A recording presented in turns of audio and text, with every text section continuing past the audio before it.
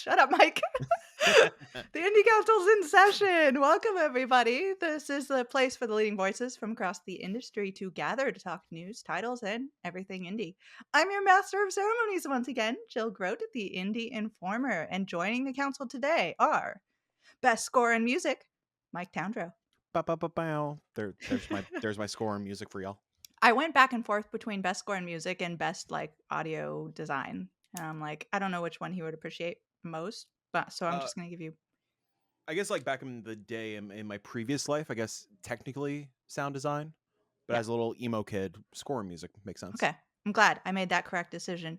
And the most anticipated game, Janet Garcia. Hello. Mike, I'm excited to see that you're lighting the ceremonial bang candle yet again. We can all start. Always. No, it's official. You can start now. It's official. Yeah. And does it actually, I did watch a little bit of When I'm Gone. I don't like to because it makes me upset that I'm not here to talk with you guys, but I did watch episodes past. Does it smell like cotton candy? Or does it smell like chemical cotton candy? I don't really, to be honest, I don't know what cotton candy smells like.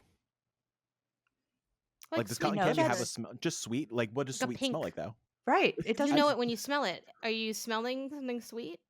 Like, I can smell it when you walk. Waxy. When you walk into a room where they're making cotton candy, you can smell that. But I've never actually smelled anything from the cotton candy. You can. Oh, Jesus! I just almost lit the PC on fire. I could smell a cotton candy factory, but if I buy a cotton candy at the carnival and I don't know, if I feel like if I try to sniff a cotton candy, I don't smell anything. That's kind of true of a lot of things, though. Sugar. Because you can't if I bought corn on the cob and I started smelling the corn, I don't really nothing comes back to me. You know, we all just go into a grocery store together. This is great content. We should do this and just pick things up and smell. Is what's this smell like? What do things really smell like? My partner doesn't have a sense of smell. There's something physically keeping him from doing this. So we do this every once in a while where I'm like, don't you love the smell of rain? He's like, I did not know that rain Jill had a smell. I'm like, are you serious? You can't smell that right now? It's sorry. He's like, why do we have to keep having this conversation? It's important. I get that. I feel like I have a rough sense of smell. A lot of times, I won't smell things as easily as other people. So that's also a point of conversation. Anyway, here we are. Yeah. I'm actually, unfortunately, Jenny Wyndham, who is amazing and we love her, couldn't join us last minute. And I was really excited to give her the title of Games for Impact. And since she was not here, the impact of her not being here is felt. Yes. But hopefully we'll see her next time. Jill, or Janet, would it be the woke award still related to? Oh my God. I heard that whole conversation and I'm like, yeah, I really wish I could be in on this, but we're not going to have it until maybe this next segment, which we're going to talk about indie news, and we're going to start off with the Game Awards. That's just why everybody has a Game Awards category, introducing them. So, Game Awards. The nominations came out on Monday. The awards themselves happened December 7th at 4:30 p.m. West Coast, Best Coast time. And I've got 4 indie-friendly categories, not necessarily indie-specific, that I wanted to go through and just have a little friendly competition between hosts to see what predictions we're going to make for the winners and who gets the most points. 1 point per win. We can't all pick one thing, I guess. We probably can, but, strategically speaking, that's not the way to do it. But let's start with the Games for Impact. Our choices for Games for Impact are A Space for the Unbound, Chance of Sinar, Goodbye Volcano High, Chia, Terra Nil, and Venba. This is a really good category. I think this might be my favorite of the indie categories because it's just got that breadth and diversity in here. It's not all the same things that you would expect it to be, even though I know, Janet, how you feel about this category. Look, I'm not against this category. I want to go on record saying I'm not against the category. I wish it was a little more clarified on what exactly it was. But to your point, Jill, I think what's nice about it is it does kind of break the mold that we kind of see across Game Awards in general, which again, we can debate whether it's good or bad, but because a lot of it's like the games that are best at X, Y, and Z component, whether it's in their genre or, a specific mechanic or facet of the game, due to that nature of like pursuing the best, you end up seeing a lot of the same games nominated across multiple categories. And this is one where, because the categorization is about more of a concept than necessarily, oh, this was just like the best story or the best whatever. It's more of like games that fit under a general umbrella. You see titles that you might not see across the other categories. Yeah, Which 100%. which is cool. Yeah, and it also makes it very difficult to decide which one should actually win. I don't know if I want to go at this in a sort of like deeply strategic way of like thinking how many people played games and therefore are going to get votes, or like what struck hardest for people. Cuz I have a personal front runner here that I think I'm going to go with. Okay. But I'm kind of afraid to put it down. But I'm just gonna go ahead and say my winner for Games of Impact is A Space for the Unbound. Like Okay. with a I bullet. really hope so. Yeah, it is I far and away like the most impactful game that I think I've played all of these. Uh, some of them not to completion, but I don't know if enough people played A Space for the Unbound, even though it did get a lot of talk early in the year, but it came out in like January, right? Yeah. Yeah. So it's going to be one of those, maybe people are going to go for Venba because it came out more recently. Maybe people are going to go for Chia because I know that got a lot broader coverage. Chance of Sonar is really good though. Like it is Cincinnati is unique. really good. Yeah. From what Like if I that actually haven't gotten to it yet. That's like one of the few I haven't gotten to, but its the buzz is mechanics are there. just so unique and compelling. And I know that a lot of people really love Terra Nil. So again, really hard to choose. Really a hard category, but I'm going with A Space for the Unbound. So does anybody else want to throw in with their choices? Yeah, I'm going Venba. I'd Yeah. be kind of shocked if it wasn't Venba. I think, and obviously all the games are cool titles, but I think, you asked like how you're kind of thinking aloud, right, Jill? And you're like, how do I want to go about it? Do I want to go popular? For me, it's always popularity, with a hint of prestige, because I think that's Yeah. generally what awards are, right? And I think of these titles, yeah, I mean, I could see really any of them taking it because I think they've all had their champions across our industry.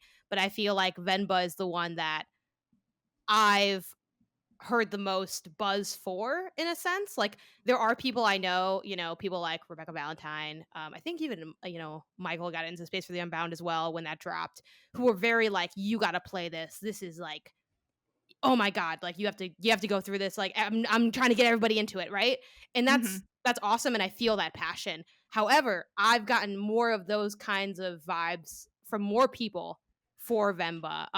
So I don't even think it's just the timing, which also works in its favor, but I think also like the marketing as well. You mentioned that. I think Papa Agenda, Killing was it. out there hustling the game. And the game, of course, is also good. So it's not to take Yeah. away from the work that you have to deliver to. We talked about that a lot on the last episode.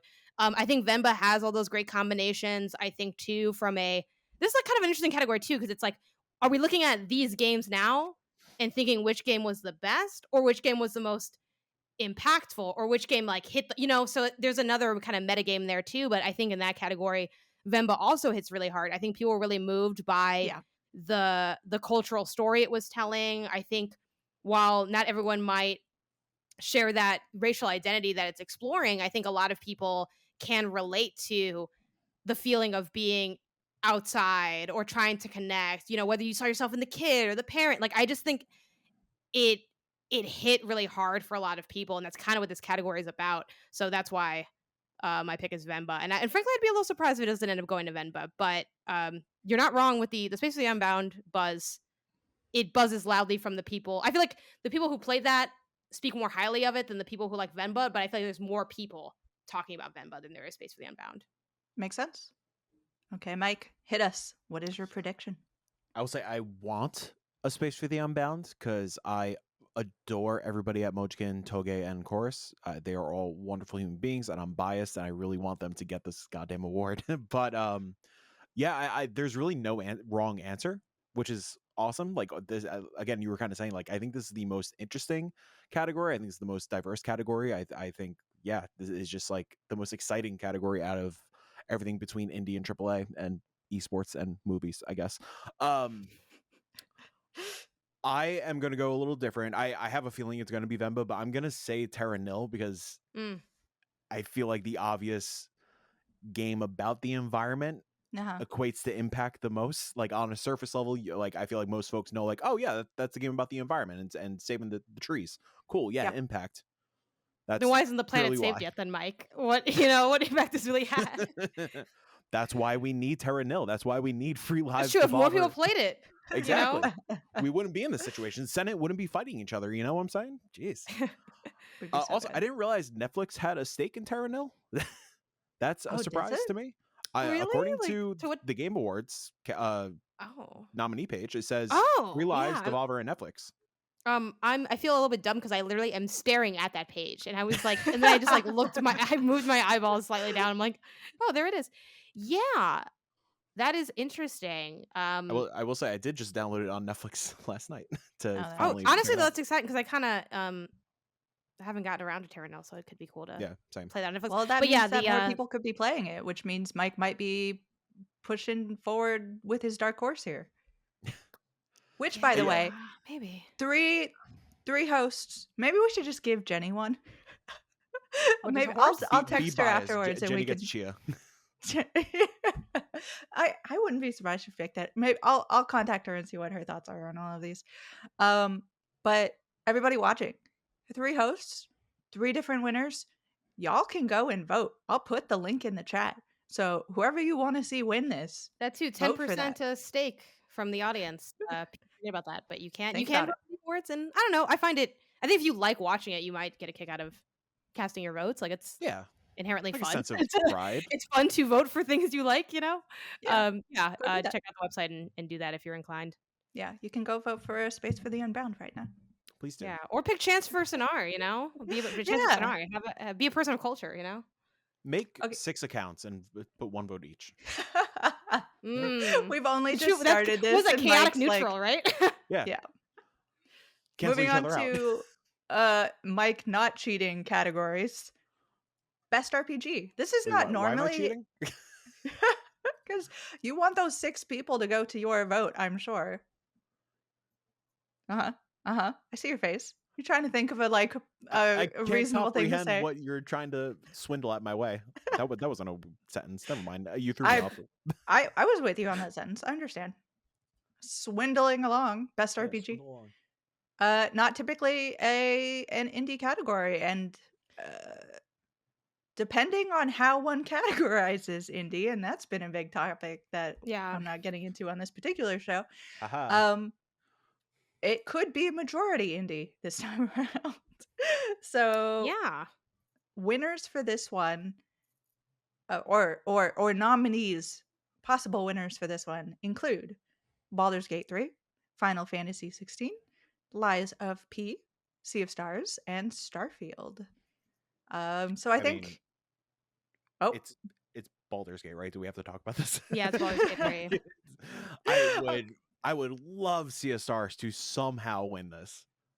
I would love Lies of P to win also because Lies of P fucking rules, but it's Baldur's Gate. So I'm gonna make a special rule for this category. If an indie wins, however you want to define that, you categorize it, then everyone gets a point.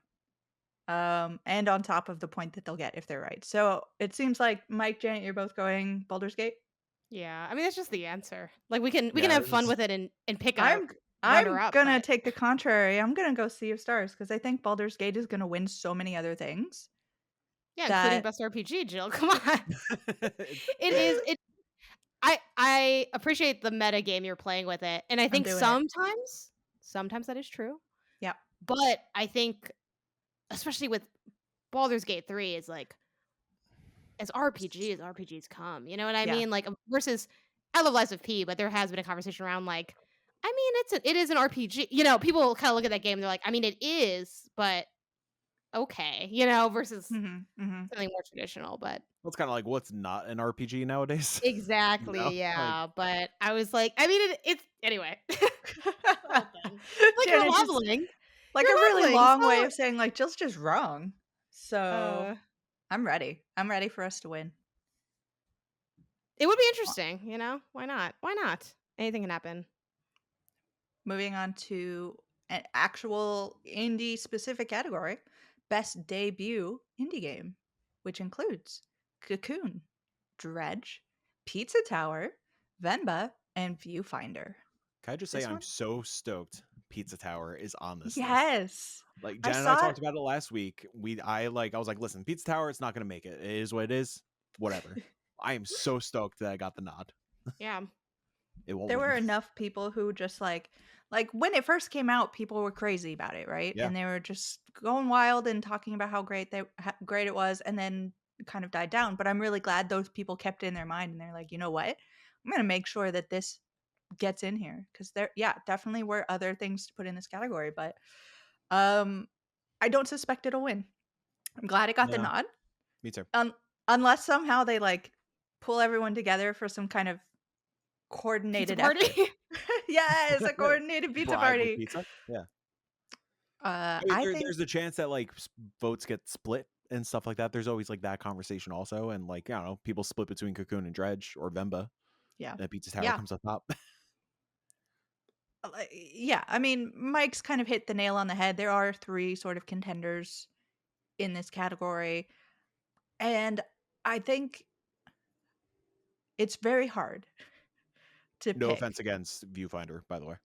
Yeah, Viewfinder is great. Great. Absolutely. I would have And loved Venba, to I guess. see the narrative for Viewfinder hit a little harder. And I feel like a lot of people felt that way, even though Viewfinder was doing incredible things for puzzle. Um, I don't think that it's going to hit as hard as the 3 other ones. The one for me, I think Venba is gonna um, not hit on the same like popularity level as Cocoon and Dredge. I think those were the biggest sort of indie breakouts this year. Hmm. And I think my head wants me to go with Cocoon because it's absolutely brilliant game, and I think everyone will want to be giving it awards.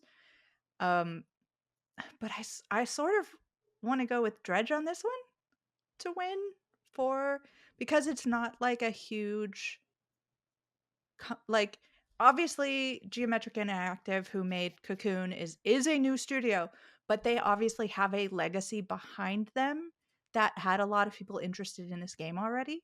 And that's sort of like as far as debut indies go, the rest of these games don't really have that backing. You know what I mean? So I Yeah. think for that reason I want to root for Dredge. And I'm just going with my heart on this one. So best debut indie, Dredge for me. How about y'all? Trying to go It's for it. Cocoon. Yep. Because it's the boring answer. And that's not to disparage Cocoon. I started my playthrough pretty recently, and I've been really, really liking it. But I think too, Cocoon is just for many reasons. I'm picking Cocoon for my prediction. I think as far as how feel like voting, I probably would go Dredge. Though I still haven't solidified how I want to go on that either. But because I also do the public facing voting too as like a normie for a second and like stream it and talk about it.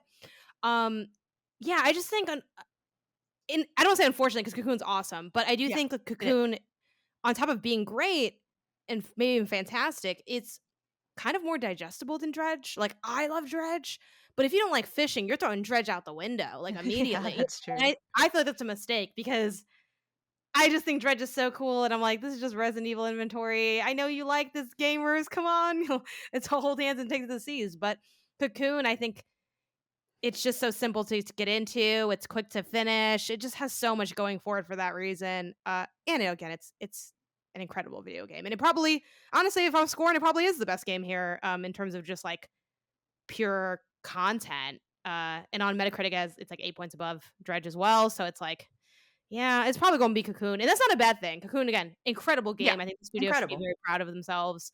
Um, and while they do have that history, I think what is sort of, I guess, not that you're saying it's not worth celebrating, but to me, what's worth celebrating in terms of them being a debut studio is, again, we talked about this a bit last week. A lot of folks come out of, prestigious studios, indie teams. They're like, I'm doing my own thing. And then sometimes when they do their own thing, the thing doesn't thing. You know what I mean? I'm like, this ain't really as in what I thought it would be. It's not. I'm not liking it as much as your last project, right? And Cocoon, it's like we broke out and we really did deliver on what you kind of thought of us before, while Mhm. also doing our own thing. I think there's something really cool about that too. So yeah, it's Cocoon, but That's you a know, good argument. Sticking with Dredge though. Mike. Do we know when voting ends? ooh, I As don't far think as publicly. Oh, you mean for like just, but also people too, like regular For like, people. well, I guess both. Like what? Like Yeah, I don't. yeah. So like I asked that because Yeah, tomorrow, yeah. by the time we're recording this, the Dredge DLC comes out. The first Mm. yeah. expansion comes out. I'm curious during folks' catch up time. They play Dredge, they get like this new experience with like the new features, the new biome. I have not played the expansion yet. I don't have access to it. Shame. I'd imagine it's going to be a banger.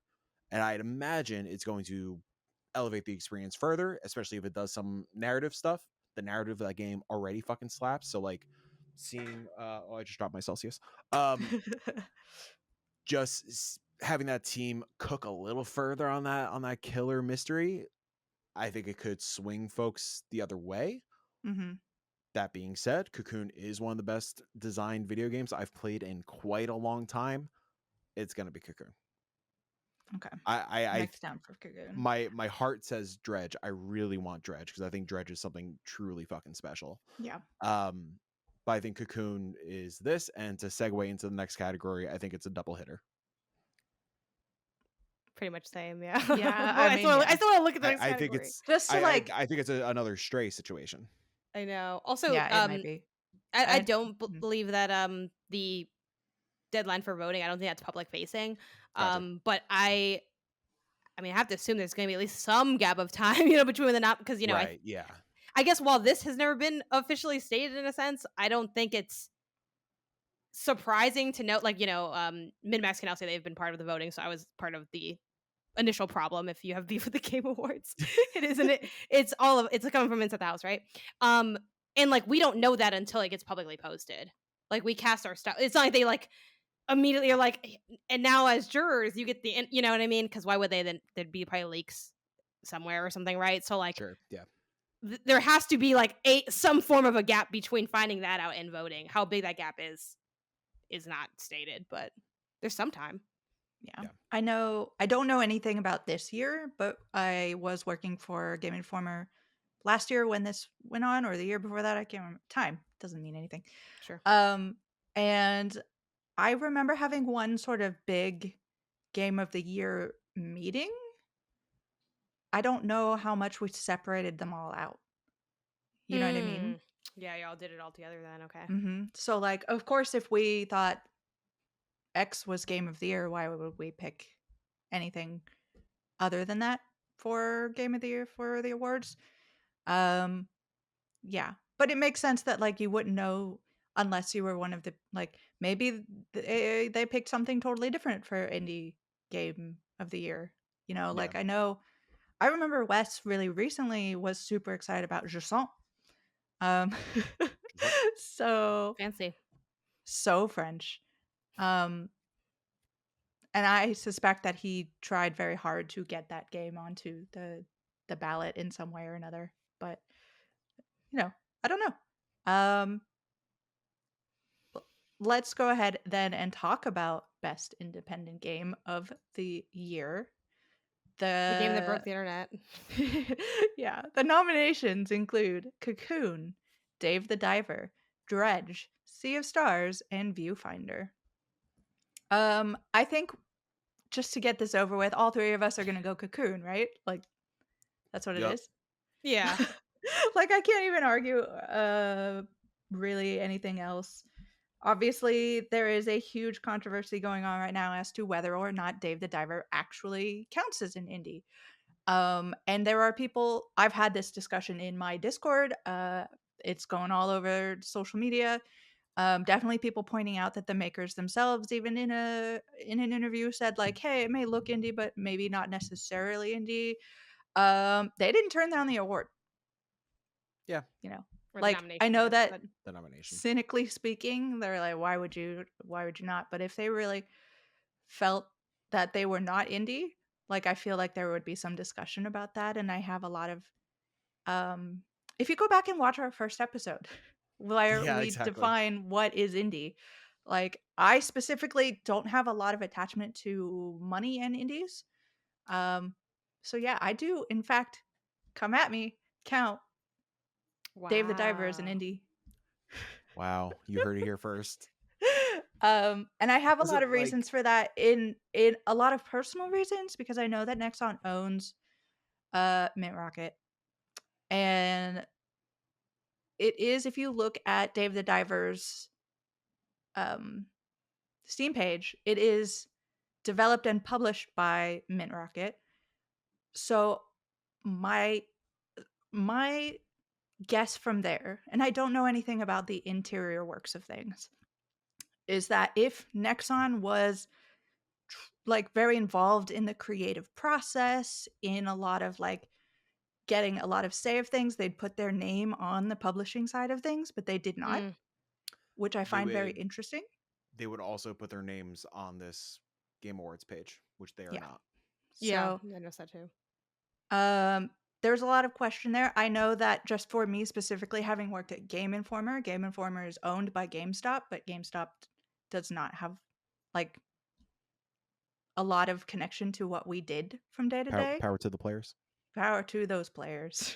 TM. You're gonna need it. You're gonna So need it. yeah, and I just playing through Dave the Diver, there are a lot of things that happen in that game while I'm playing it, because this is how my brain works, is like if there was a corporation involved in this game, that would not be happening right now.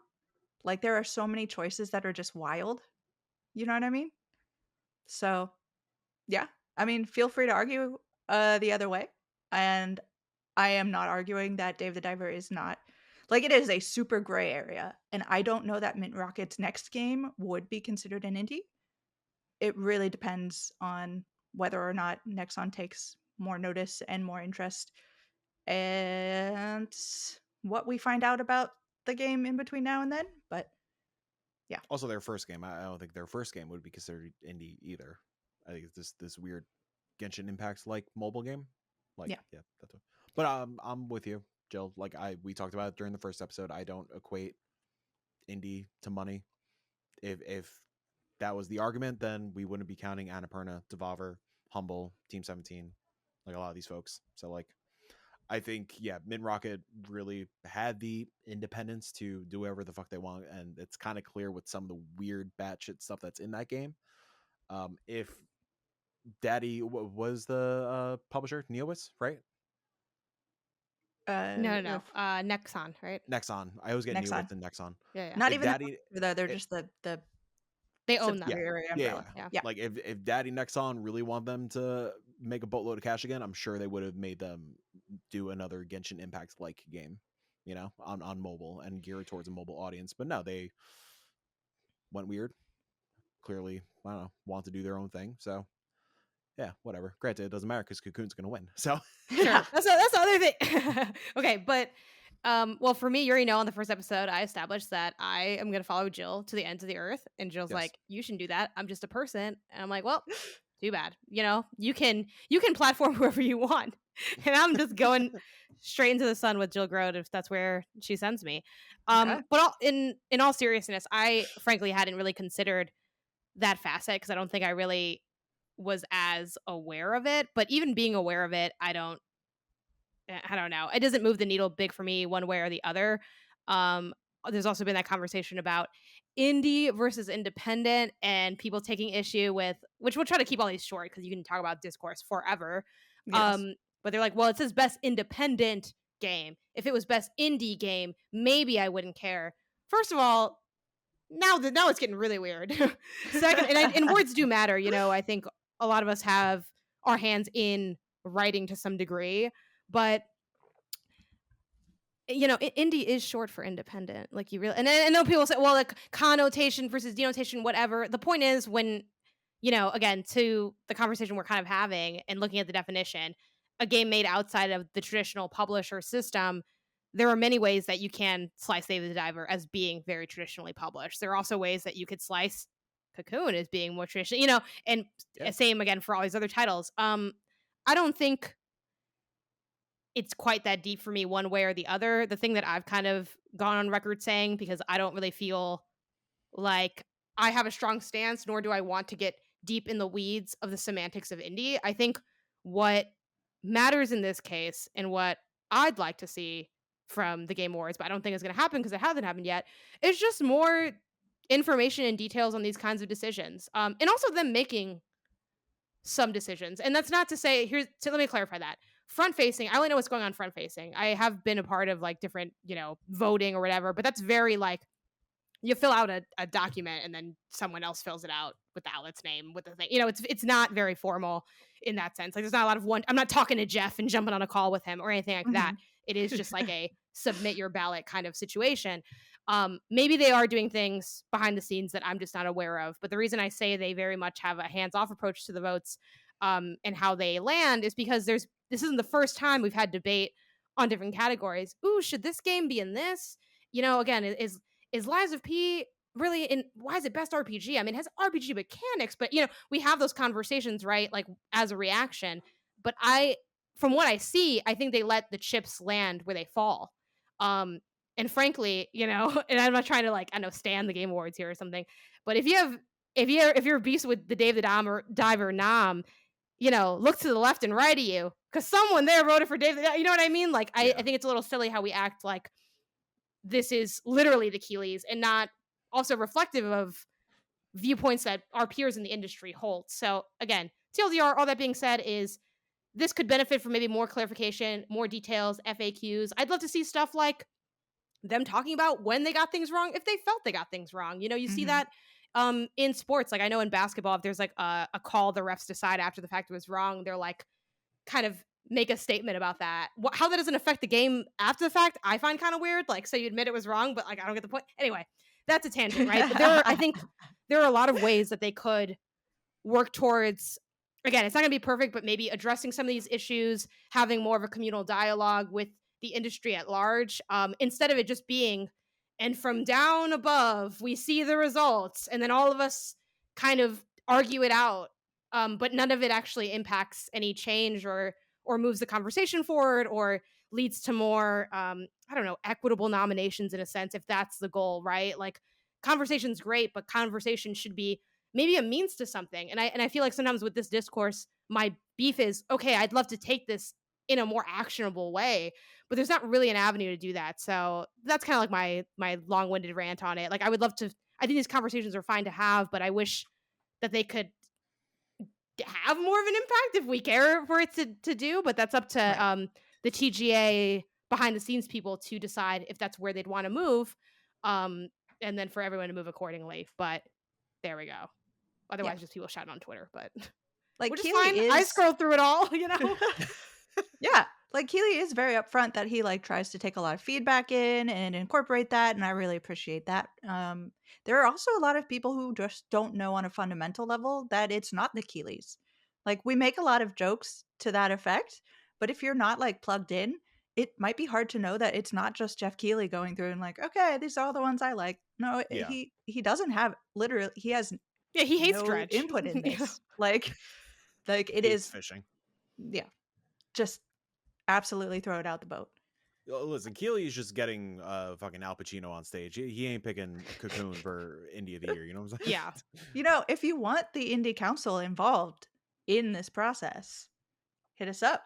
We're all good. That would be so cool. It would be. And then we could all like live broadcast our deliberations, and everyone would be like, you guys fight a lot more than I thought. No, actually. Listen, if the Indie Council was involved, you see Goobies on here. You see Goobies on every category. On every category. Best RPG, Goobies. You can't tell me otherwise because Can't tell me otherwise. you decided you didn't want to, I guess. I don't know. I think too, like real quick on the other end of that spectrum, I think there's also cons to if the TGA as an entity got more involved. That could also go in the negative way. So at the end of the day, you make decisions and those decisions have an impact. If games have taught us anything, it's that when you make choices, the choices have an impact. So yeah, that kind of just is what it is. But it was I was kind of shocked just by how I didn't expect the nominees list to create drama in this specific way, just because I hadn't seen that before. I've seen other types of drama come from this, but I'm like, wow, I guess at least indies were in a conversation. People were talking about indie games that day. Yeah, I guess 100%.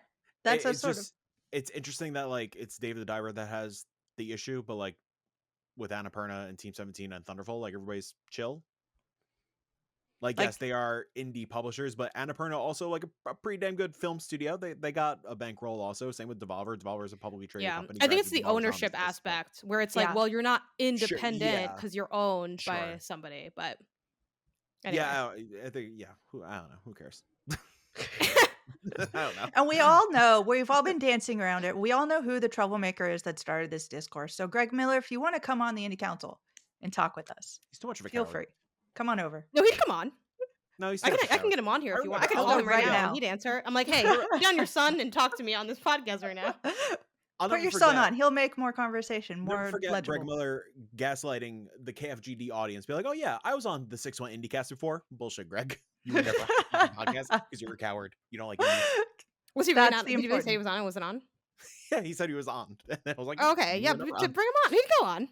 I can bring him on here. Yeah, I can only imagine the amount of come pay for your sins on this podcast. Yeah, we will. We'll wait for you. See if you can actually not be a coward and come on. Sure. I'll invite him right now. I'll let you know what he says.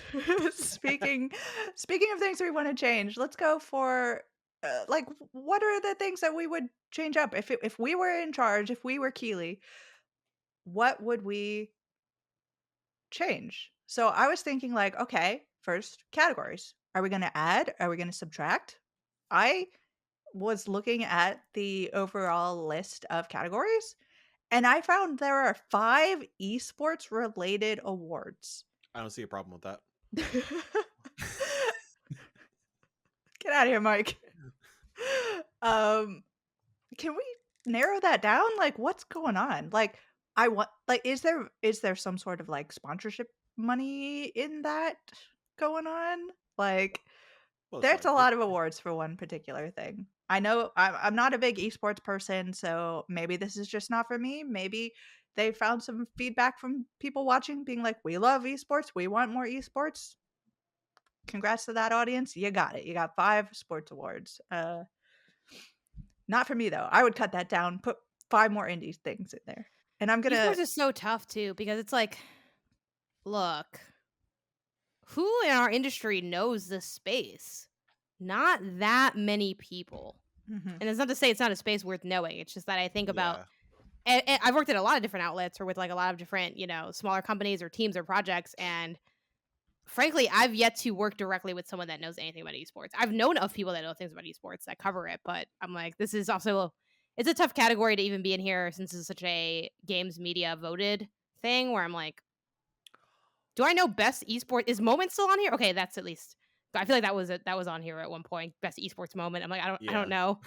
Game is on here. Well, not game, but there was a competitive game one at one point where I'm like, I don't know. Best coach? I don't know. Anyway, Jenny's best coach. Yeah, it's a tough time. Esports event. That's the one where I'm like, how am I gonna know this? I was jokingly nodding when Jill was talking about the monetary thing. What I genuinely do believe is to reach the audience who's not us. I think it is to expand the Game Awards audience to folks who only pay attention to Overwatch League and Fortnite nights and Capcom Cups and all these fucking things. Yeah, so meanwhile where we're just kind of browsing around on our phones when all these esport things are going on, I'm sure there's a significant audience that that is the reason they're watching these things, and I'm sure they are screaming when Keighley does the whole here's the list of nominees and the winner is bam, and it doesn't get its moment. which I swear to God, the indie stuff does. If he does that for the indie stuff, I Yeah. swear to fucking Christ. It's really hard when you see a category, any category. I don't even care if it's not a category I don't care about. When it's like, and while we were on commercial break, this one, I hate and that, congrats dude. to that. It's like if it is not important enough to have be part of the show, cut it. And it's Like, like, even like outside of the indie stuff, like even for some of the AAA stuff, like give those teams their moment. Like that yeah, is such a big fucking moment for them. yeah, I'm cursing a lot tonight. I apologize. That is just a big moment for them, and like they deserve more than just like a here's the list, and the winner is game. yeah. And then One of quick the round of things, applause, and then the next list. yeah, You know? one of the coolest things about these nominees being announced in the indie space is watching social media and seeing how all the teams are reacting and being like, I Yeah, literally cannot believe that I'm included with all of these, like, on the biggest Yeah. gaming stage, arguably, for award ceremonies. And that is an awesome thing. And it does make me sad that the discourse, there's always some sort of discourse there's always an around this issue. time, and that drowns that out. But like, if I ever get down, I just go back and read how excited these people are. So I will say with the categories, and like kind of going back to what we were talking about with Dave Diver and all that kind of stuff, maybe there is space for like a sure you could have independent game and like have independent publishers in that category, but maybe I don't know what you would call it, but a self-published game, like something like Sea of Stars that was put out solely by Sabotage, something like Pizza Tower, right, something that doesn't have a publisher tied to it. I think that would be again just diversify the list in the indie space even further, like because we see diversity with the games for impact, so like it would be awesome to see an even wider scope, because obviously there are so many games on here. I feel like if we got into like that a little bit, that's where we start seeing something like a Slay the Princess, something yeah, that was like super renowned lately. So yeah, that's kind of like the only thought I have with adding a category. I right. agree with you, like we don't need all these esports categories again for a different audience, but Definitely. And I love Janet said earlier about it being a concept. And I'm like, what if we just turned all the categories away from Best like vibes, you know? distinct distinct thing to like, yeah, it's like the thing that made your heart pound hardest. And I was just like, okay, let people argue about that. And I know that people would hate that, but I would love it.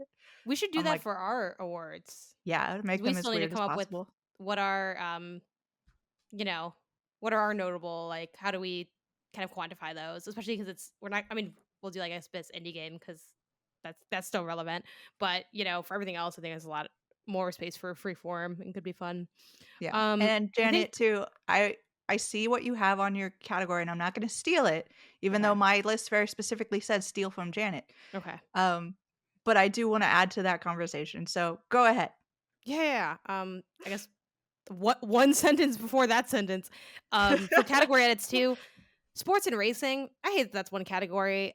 I get that they are um, kind of similar. They're like cousin genres, but FIFA is way different than like Forza Horizon. And I know there's not one reason they mash them together is because they maybe feel like there aren't enough sports games to match like race again. I kind of get it, but at the same time, it's like it just seems like an imperfect solution to that problem. if There's got to be only another way. So just make less.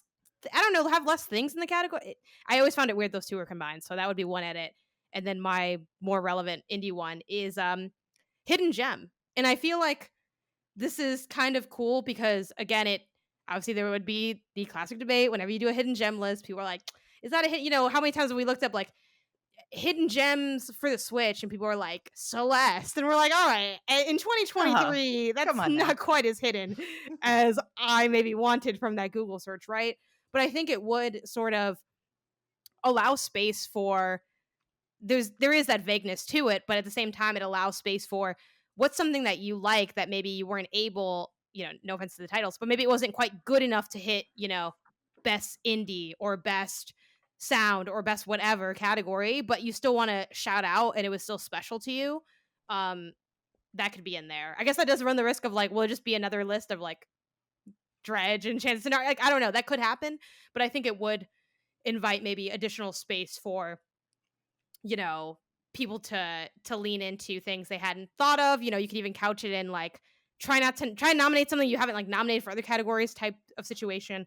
there are ways to craft it, I think, that would be interesting to sort of highlight Yeah. and get more games out there.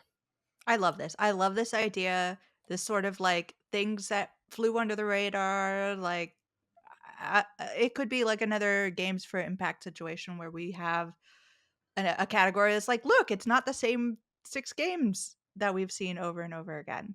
Call it the Um Rebecca Valentine Award. Yes! I love it. Let's That get could be on this like, right now. or at least just presented by like different indie column. You know what I mean? Like Yeah. this year Rebecca Valentine, next year like Nicole Carpenter, like just Yeah. different indie Yeah.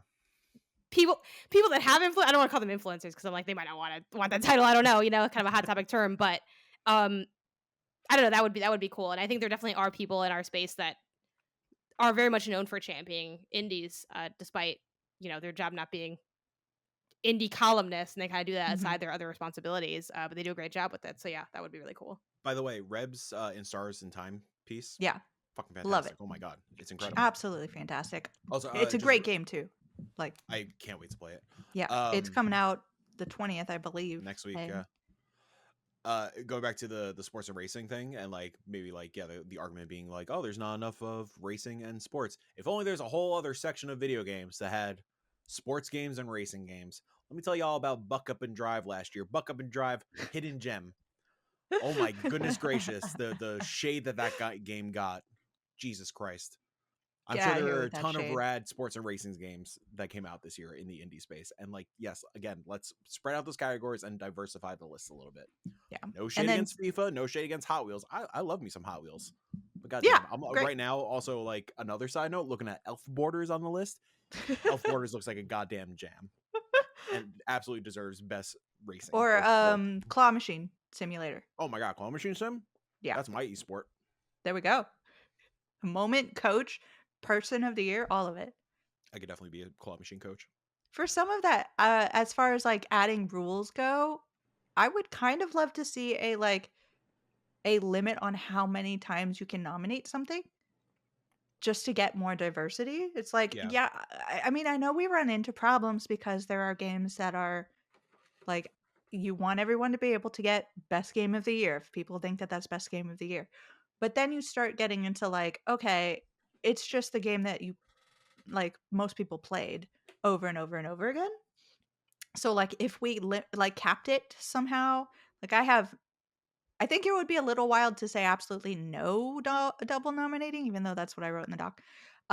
So maybe cap it to like you can put it in 3 different awards and have it be that way, just so we get a little bit of diversity. But I don't know if this is something that the award ceremonies want.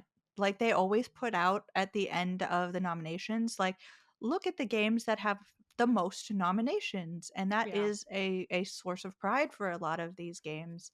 So Yeah, it's like that's a media pitch. That's a very easy pitch for yeah. IGN, Game Informer, GameSpot, you know. And I do want, like, if you've made a game that is stellar in just overall and art and music, like, I want you to be able to be awarded for that. But at the same time, I do want to see more than just a few. So I don't know if that has, like, maybe that's not a rules thing. Maybe that's just changing up who their jurors are. And Yeah, I think that would be the happy Yeah. medium because I personally I disagree with the notion of, oh, I don't, and I get that you're not saying it's not that you don't want to see people get multiple awards, but I get that you want more stuff represented in those awards. And I think the happy medium is like I would, as much as I love being a part of voicing my opinions in this like more formal capacity in a sense. Frankly, like I think there are experts that could do a better job with some of these categories. Even that's no shade to myself or my peers or anything like that. But frankly, I think someone with more of a music background, and especially a music video game background, would be better at picking best soundtrack. And like, yeah, whether it's sure, maybe it would be Mike, or maybe it would be, even just thinking of like God, I'm blanking I on mean, it. like There's a legit, like there are so many video, like Lena Rain, Grant Kirkhope, like get these people to yeah, actually or like there's like weigh in on this category. there's this show or like consulting firm. I'm like blanking on the name. I've seen it before because my brother did some stuff in the sound space at a certain point. But there are like whole sub industries and businesses surrounded around like teaching composition for games and like Yeah. yeah, like I just think it would make more sense to have like that kind of expertise brought in. And we do see that happen with things like the accessibility category does have, I think, like right like, I don't want to misspeak. Is it like there's like a panel that helps sort of I believe there determine is an that? accessibility panel. I might want Yeah. to maybe I'll Google that while we kind of go through other stuff just to Because try I to think Steve speak is to a that a part of little it. more. I remember hearing Steve talk about that. Yeah, I'm just trying to think, how does that work in relation to like the other components of Yeah. things offhand? Like I'm not sure offhand, but they do have. I've seen they've sourced experts for things before, and I think things like that are just more The technical. Like again, like exactly. I know games, and I do my best personally to have my mind open to really like thinking about music like throughout the year. Like genuinely, like I spend a lot of time like thinking of the sound design of things and trying to like take notes and isolate, okay, what makes this good and whatever. And like, but a lot of times I think it does end up being like, I don't know, like I like the songs from here. And I'm not saying that's not enough, but you know what I mean? Like there's a difference between liking music and understanding music. And I think people Yeah. that have a more trained ear would be able to maybe conjure more interesting nominations in a sense. And again, that's not to say these nominations are not good or that, Lena Rain wouldn't come up with the same stuff that we came up with as an industry, but I just think certain things could benefit from a more expert eye or ear depending on the category. Love it. Yeah, I agree with you. I think like having technicians weigh in on the tech awards. So again, like I think we all consider ourselves like game critics. We know what a good game is, a good mechanic is, something that is good in the genre. But like, do I know what goes? Like, I know when a game looks pretty. Do I know like the nuance of art direction? No. And like Yeah. same goes for like audio design and some of the more nitty gritty kind of things. So like, Right. yeah. Can And I there also is say just with score music, I knew it wasn't gonna happen, but utterly heartbroken that Leica and El Paso Elsewhere did not get yeah. a nod for these. Yeah. Didn't get yeah. Speaking of things that didn't get nods, thank you for the segue. You're welcome. What absolutely should have been in here that was not involved for the indie sections? Obviously, Mike just brought up a couple of very good ones. I am super surprised El Paso didn't get a nod Anything. for anything. Like, that's wild. For me, other top ones are going to be Gunbrella. Like, I know that didn't hit too hard for some people out there, but it was a it deserves to be in the Game Awards. Like, it deserves to be in the Game Awards, period. Like, it was a fantastic game, and it had humor and darkness and great mechanics that always worked exactly the way you wanted them to, and I loved this game and the fact that it's just not at all discussed. Again, why I would love to have more kind of indie geared categories. For this reason, I'm also very surprised Darkest Dungeon 2 hit this year, and it didn't get a single nod. And I'm like, I wish more people like I think last year, because we had less, like, it was not the best year of gaming. Like 2023, everyone's talking about how many bangers hit and all that jazz. And I know you guys talked about that last week. If anyone hasn't seen it, it's a great episode. But It's okay. last year we had a greater amount of indie games infiltrating more categories, which I would have loved to have seen this year. So, I mean, Darkest Dungeon hitting art direction would have been awesome. I would have loved to see that. And also, Season A Letter to the Future. I loved this game. I suspect that a lot of this has to do with it came out in the beginning of the year, and it's kind of easy to forget things that come out in the beginning of the year, but it was such an experience. It was just like going through the countryside on your bike, living life, figuring out what's happening in the world and being with people, and it didn't overstay its welcome, and everything was just absolutely gorgeous, and the mechanics were all fun. And yeah, it was thoughtful and kind, and it should have been here. I'm very sad that none of these made it. Looks like, Janet, you've got a few to throw on Sure. here as well. It was one of those things where I feel like 90% of the time we're like all politely yelling, and then the other 10%, I'm like, I'm just gonna wait here quietly until mom tells me to go. A few titles that came to mind, Fae Farm. It's a really good farming sim. Yeah. It's a genre that I think definitely has had its. I feel like the at peak being memed and clowned was that indie direct where they showed like a lot of farming games back to back, and then everyone was kind of like, But as much as that is a meme in some sectors of the community, farming is hard to do well. Like a lot of people give it a shot, and it's hard to pull off. And I think Fae Farm was very cool in that it introduced something really different, or a different Yeah. take on it, and it had a lot to surprise me, despite being fairly versed in the genre. I'm still getting, there with the people that were born on the virtual farm. Yeah. A game that, admittedly, like, would I put this in any category? I don't know, but I love talking about this game. Froggy's Battle. The afternoon I had with Froggy's Battle was genuinely one of the best times I've had gaming this year. It was so fun. It was so satisfying. It's a little action roguelike game, loop game. It's a loop game where you're going around a circle. You're a little frog. Sometimes the frog says nice things. And again, genuinely, the gameplay is so good. And funnily enough, in almost like, I wouldn't say the opposite direction, because it's we talked about this when I first brought up this game back when I had actually played it like for the first time, where they sourced their sound design from a sound library. So obviously this wouldn't be there for like sound because of that reason, but their use of sound was so good. Like, I just think there's so many. It's such a simple looking, like, cute little game if you just kind of glance at it, but playing it, I just was like really, really moved by just how freaking good it was. So yeah, go play Froggy's Battle if you haven't. 100%. And then, no one really loves it the way me and Greg Miller love it, but Oxenfree too, man. Like, I'd be having a good time in Oxenfree. I do think it's a really moving story. I really just love the sort of shift from examination of youth to young adulthood. I found that very relatable. Having felt like there's something so interesting about following an indie game, even though, again, the Netflix and all that, the Netflix of it all. Let's put that aside, right? This is an indie game in my head. Having played the It first one, the started second as an one, indie game. Its yeah, conception was built upon being independent, and then the developer was acquired. So yeah, things, the business happens behind the scenes, right? But yeah, like, it's so rare for a game like that to even get a direct sequel.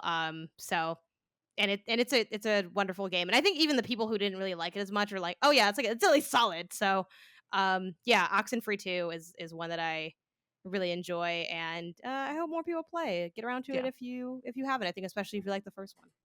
I want to go in and be very clear that I am on Team Oxenfree 2 with Janet. Like, I loved this game.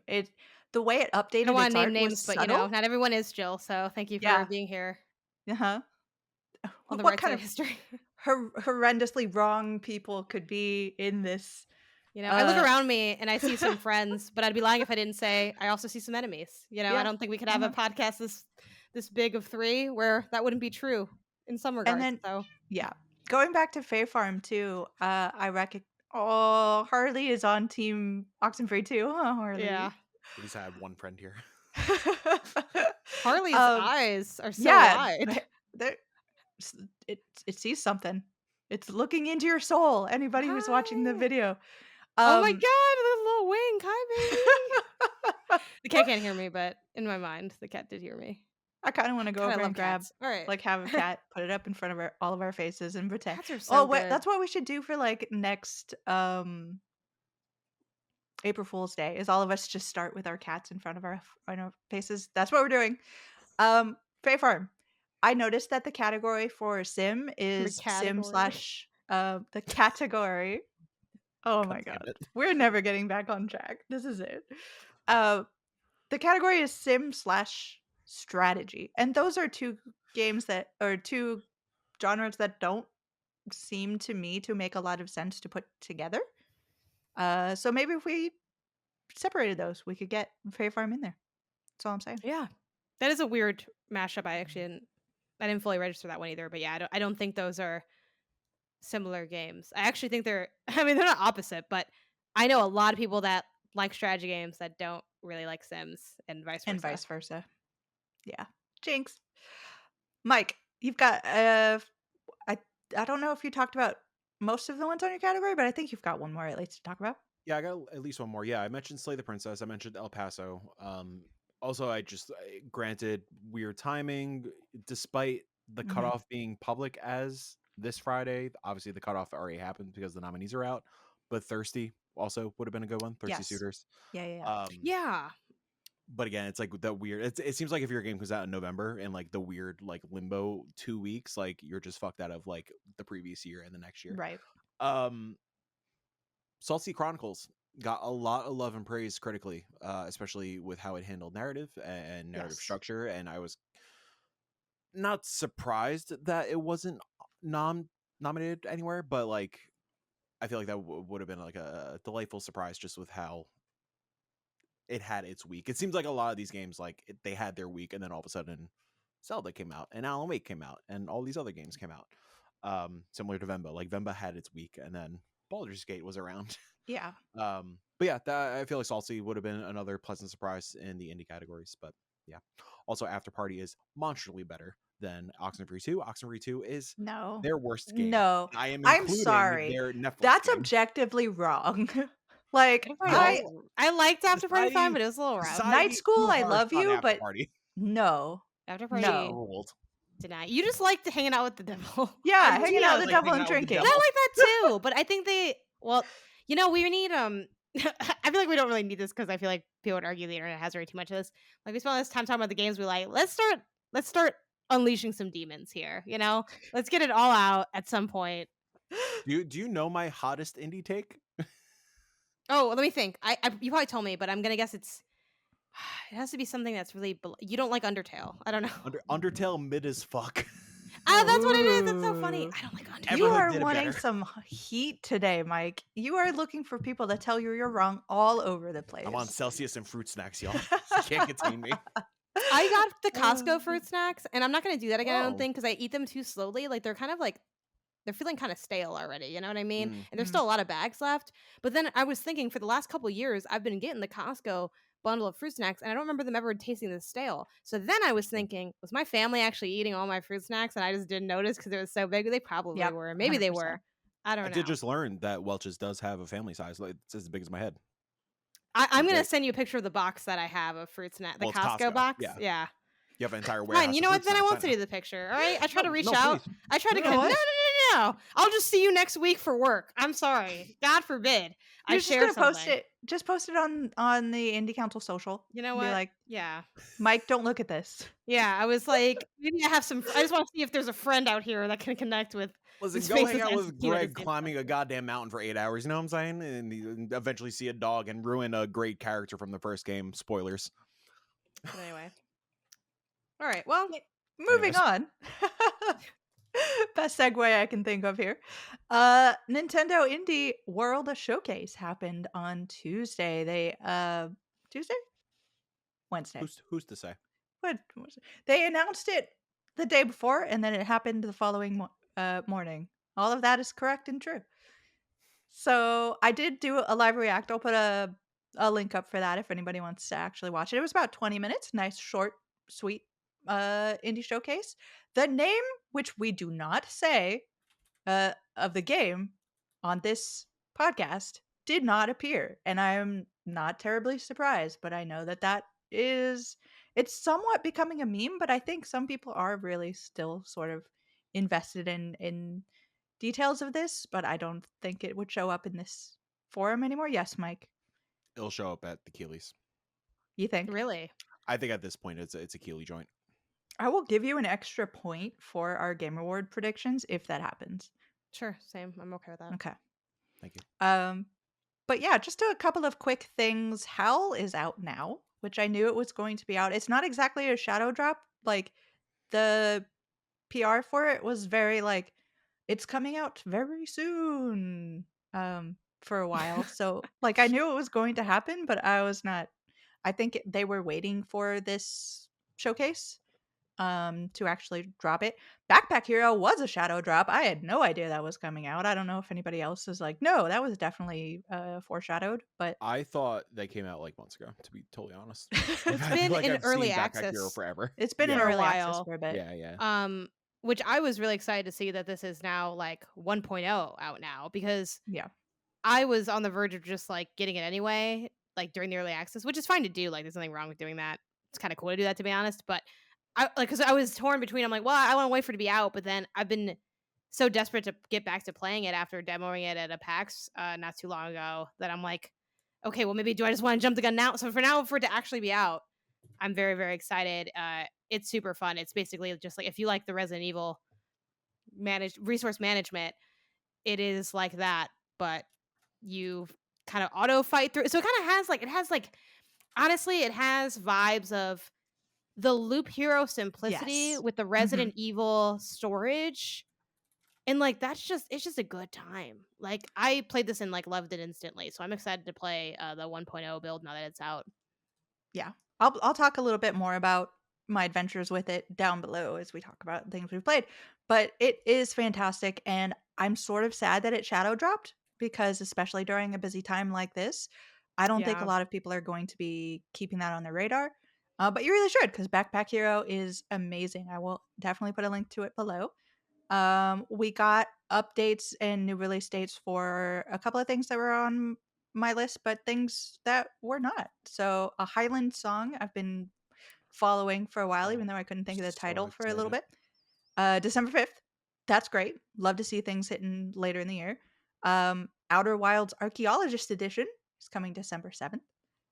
And then the rest of them all were 2024 related. I don't think a lot of them had just 2024. A lot of them were like season of 2024. So the star named EOS, or the star named EOS. EOS. Uh, I I've had people say this to me so many times, and I always just want to spell it out.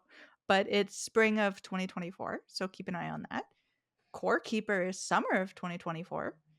And I think those were the big shout outs. Was there anything else on the list that you guys were excited about that you want to bring up? It was in the roundup afterwards, and as you're talking, if you hear typing, I'm currently scrubbing through the Japanese indie world, because it turns out the Japanese indie world totally different, whole bunch of Yeah, different video games. get out of here. But one of the games that was featured in the Japanese Direct Foley, but it had a little roundup thing at the end. Super excited for the Gecko Gods. That's like one of my most anticipated games Yeah. of next year. One of the Super Rare originals, of course, the publishing label of Super Rare Games that puts out a bunch of ooh, what's this? Sorry, I'm getting distracted. Puts out a bunch of physical games for indies. You play as a little gecko, and it looks like Wind Waker, but you're a gecko. It's like Gex but Wind Waker. Hell yeah, let's go. That's all I Mike got. should really be the PR for that game, I think. Super Rare, give it to me. You know you want to. I'm surprised that thing showed up, and now I have to go watch the Japanese version of the indie world, because like Mike is literally you can't see this, anybody who's watching, but Mike is typing in our doc as we speak all of the different things that were in there, and I don't know if you want me to say it or not, Mike, Yeah, if you you want can. to. Go for it. Okay. So according to Mike, and I have not checked to see if this is correct, and he's been incorrected on a lot of things on this episode, so How dare you? uh, I'm going to delete them all. the list goes: Toaster Ball, Chance of Sonar, Gecko Gods, Patrick's Paradox. I almost said Paradise. I was trying not to, and then I almost did. And then Dungeon Drafters. Oh, he's got another one coming. Parabox, right? Patrick's Parabox. Sure. There we That go. is a different Parabox. game called Patrick's See, Paradox. that's where my brain was trying to mess it up. And then Monthly Wetland. I've not heard of that one, I don't Oh, think. looks cool. Oh, Located Big City? Located Big good. City. Oh, okay. There's no way. I Yeah. was waiting for that one. That was one of my ones I was like, oh, this didn't show up, and I'm sad it Located didn't. Big City literally closed the Japanese one. One more thing. Let's go. Oh, look at that. There's a Congrats. couple other titles that have Japanese titles. I cannot read them. They look cool. I'm also kind of sad that we didn't see anything from the Devolver delayed games. I guess that's not a huge surprise. I sort of wanted to see Plucky Squire, and I sort of joked that we might see something from Haunted Chocolatier, which, Concerned Ape is going to do whatever he's going to do, and he's going to take whatever time it takes, and I will wait for that time whenever that is. So, yeah, it was a nice short show. Apparently, if you watch the Japanese version, it was a little longer and it had a little more things in it. But yeah. No, it was the Japanese one, also 20 minutes. Did not include a lot of the games that the English one had. It was just a totally What is different lineup. happening? Okay. Yeah. Nintendo making weird Nintendo decisions like they do. Yeah. You gotta love it. Or else. Moving on to upcoming showcases. 6-1 Indie Showcase. The 6-1 Indie Showcase. The 6-1 Indie Oh, Showcase, please. because it was originally called the Mini Indie Showcase, Yes. and now it is not mini. We ain't so many anymore. That's coming up next year, March 20th. March 20th. Kicking off PAX East unofficially. Exciting. And then Day of the Devs, the Game Award edition, is hitting on December the 6th in early morning hours. It's an hour-long showcase, and they have a very good reputation of things being there. There is an in-person part of this December the 8th. So if you're in LA, the tickets are free. Go check it out. I'll be there. Go say hi. Do we think that Day of the Devs becomes a regular part of the Game Awards? This is not a usual thing for them. Day of the Devs usually happens in November. It is a play on Day of the Dead, which happens in November. So they are moving away from their sort of inspiration. I'm sort of with you. I think this is going to be, they're going to start hitting during big gaming events, because they were already doing GDC and Summer Game Fest, and now they're doing Game Awards. Was this past SGF the first SGF that had a Day of the Devs section, like an actual correlation? I think so. I believe so. I'd imagine going forward it's going to be SGF and Game Awards. This is going to be Keely's way of yes, indie games, here you go. Yeah. No offense, Keely. It's great to have more indies involved, and I know he's tried to have indies involved in different ways, and it's never really quite worked. So maybe this will be just one way to get them in. Do we know if there's a digital showcase tied to this? For Day of the Devs, yes. December 6th. Cool. That is the showcase. So the showcase is the 8 a.m. PT, 1 hour long thing. And then there's also the in-person event, which is 2 to 8 p.m. I did not see that first little sentence there, so thank you for the clarification. And I think the real new aspect, because last year they did Day of the Devs digital right after Game Awards as well, right? It followed right afterwards. Yeah, I think to clarify, the newer piece is the in-person event aspect of it. Yeah, I mean, more events like this is great. They're always really fun to attend. That's during everything gets mashed together now. What was E3 but is now basically just SGF at this point. Mm-hmm. Having any form of indie show, because what's the one that happens during that time? It's the what's it called? It's we were there. We all met there. Remember? The Mix. The Mix, yes. And obviously the Mix is way more accessible in that getting a table at the Mix is not very much money. And I'm sure being part of Day of the Devs is just harder to do. It's more of a curated thing. Just being kind of under that umbrella. When it comes to indie showcases, Day of the Devs is the more prestigious one. Yeah. But either way, it's cool to have that. If you're just a fan of indies, being able to go is probably super fun to you. And if you're maybe a smaller creator that wouldn't get access otherwise, it's also a great opportunity. So it's just a cool thing. I think also, though, I do wonder I think Game Awards season is sort of catching a bit of a vibe. Maybe it's just this year, because and then there's also Giant Bomb's doing their in-person show that Saturday. So I'm is this just a weekend where we're all hanging out? And obviously that has its own costs of people's hotel has to be longer or whatever. But I'm hey, if this is SGF, but instead we don't have to work, that sounds really nice. It sounds great. Just an end of the year fucking party. Yeah. Yeah, our end of the year cross company solo freelance retreat holiday party extravaganza, Team building. Yeah, which so we cool. all kind of do that anyways, across that weekend. We did it last year during Game Awards weekend, just kind of hanging out in bars and stuff, and just taking over the hotels and shit. But it would be great if there's little mixers in between. Yeah, 100%. And I think it's very interesting, the timing, because Janet mentioned Day of the Devs did come immediately after Game Awards last year, and it is obviously that for some reason was not how they wanted to go this year. So the I'm very happy about showcase, that. you were very happy about that? Or not very happy? I'm very happy it's beforehand now Yeah. because I always feel like when it's immediately after SGF or it's immediately after Game Awards, it just gets overshadowed. Like nobody Yeah. really pays attention anymore. Yeah. So yeah, this was like one of my critiques with SGF over the summer is like separate it a little bit. Like yes, be a branded kind of thing that is intrinsically tied to Game Awards and a Keeley production, but like give it some room to breathe. Let it have its day. Let people like celebrate the indies and really let the indies shine for an entire 24 hours. And yeah, we could get to the AAA reveals and all that good stuff. Yeah. I mean, it is very much sandwiched because the showcase for Day of the Devs is December the 6th. December the 7th is the Game Awards. And then the in-person show for Day of the Devs is December the 8th. And I'm sure that other big indie like publishers or people who put on showcases are thinking along those lines as well. Speaking of, a couple of people that we know have done things in the past, like say Wholesome, did a Game Awards edition last year, and we could probably anticipate one this year as well. Weird. Um, I I wonder if it's going to be in this time period or if we're going to see another like let's make it a week.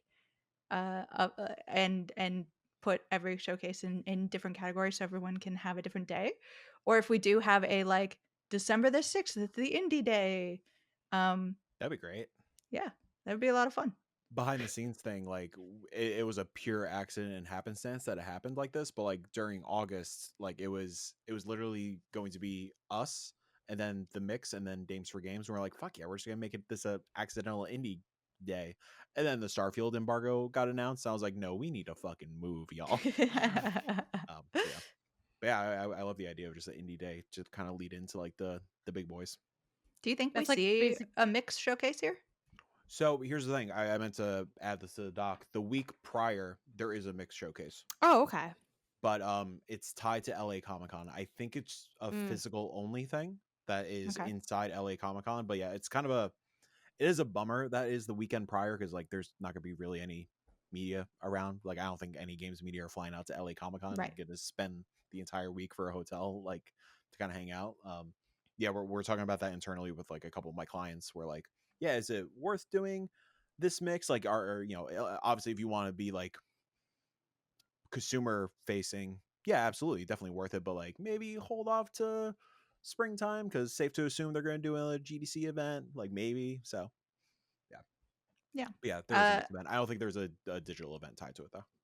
I also think there's something very interesting happening in a lot of the discussions around E3 and it going away and it not being super relevant anymore was the discussion of like everything being a little like it everything coming together and everything being overwhelming. But we are having a lot of these like Keeley events that are starting to form in the sort of similar way of like it is the season of the Game Awards. Like Yeah.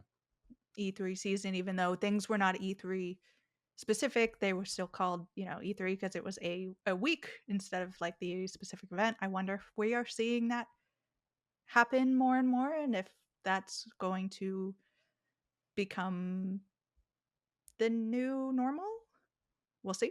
I'm very I hope so excited. because that first summer when we tried to do this and it lasted 200 days. No, Yeah, that was let's not go back to Yeah, that. that's not gonna I come back hated ever that. I again. love all of The y'all, worst. but I'm sorry. Like there were too many things. Like everyone's like, "What if I was E3?" I was like, Yeah. "There's like 8 E3s happening around you, and none of them are that what we maybe wanted them to be." You know what I mean? Because it's like, Yeah, what yeah, is yeah, everyone yeah. gonna get the exclusive scoop at the same time? That can't happen. That's not how Right. math works. You're like, this is the Listen, 20th time I've seen this yeah. game and Yeah, it's great for them, but at the they're same like, "Look what time, got ported to something." I was like, no. Listen, "Okay." there's a reason we pick packs for our time. We want to get the fuck out of the way for everybody Yeah.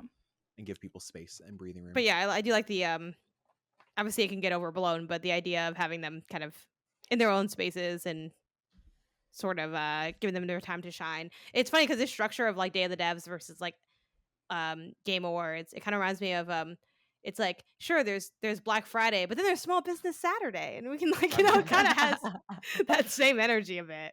Yeah, it does. Yeah. But hey, I mean, it does make sense, and it's, I think it's easy to get people to buy into that and maybe do the live reacts and, you know, have different teams covering different things.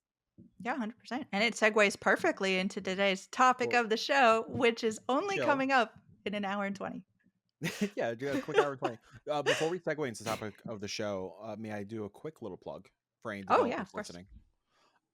Any of my indie dev publisher friends, PR folks, game submissions are currently open for the 6-1 Indie Showcase through December 22nd.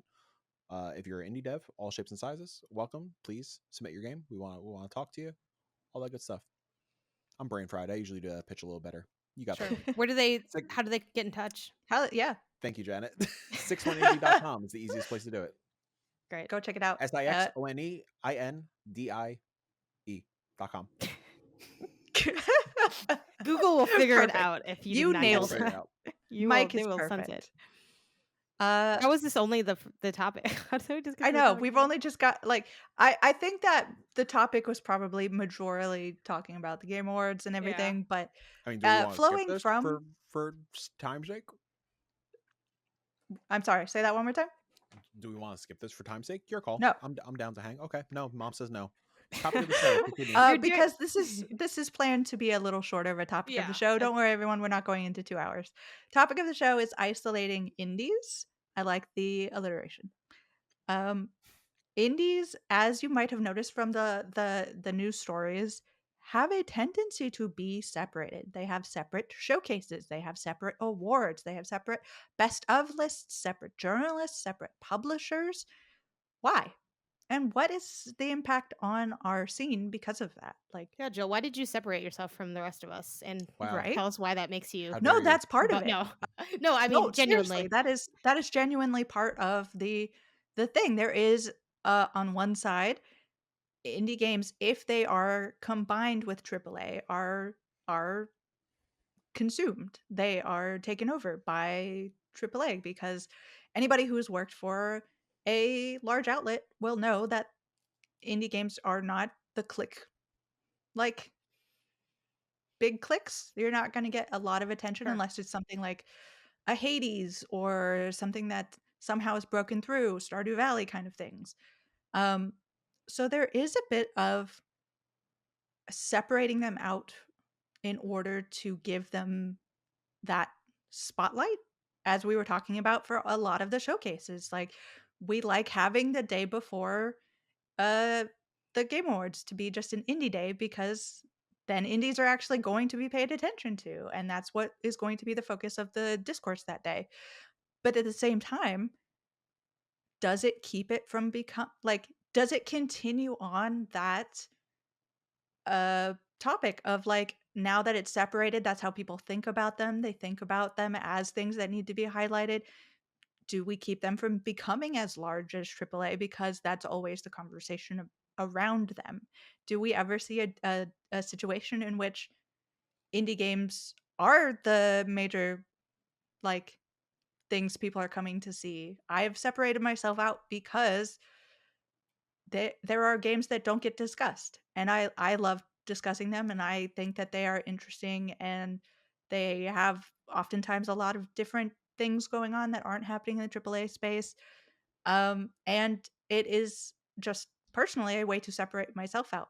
For if you are a person who is getting into this, for anybody who's interested, anyone who's trying to be a content creator, if you are jumping into this space just saying like, hey, I cover video games, is a terrible idea. Like, it's really hard. Janet, I'm just out here floating Janet, around. unless you're Janet Garcia and absolutely fabulous at doing everything. Like, it's very hard to Hey get man, your I'm on a name out PlayStation there. podcast. I get the hustle. You know, like, unless you're really good and lucky, because that's what a lot of this industry takes, is you have to work your ass off and you have to be very lucky at the same time. People are going to go for broad indie coverage or broad game coverage for people they already know.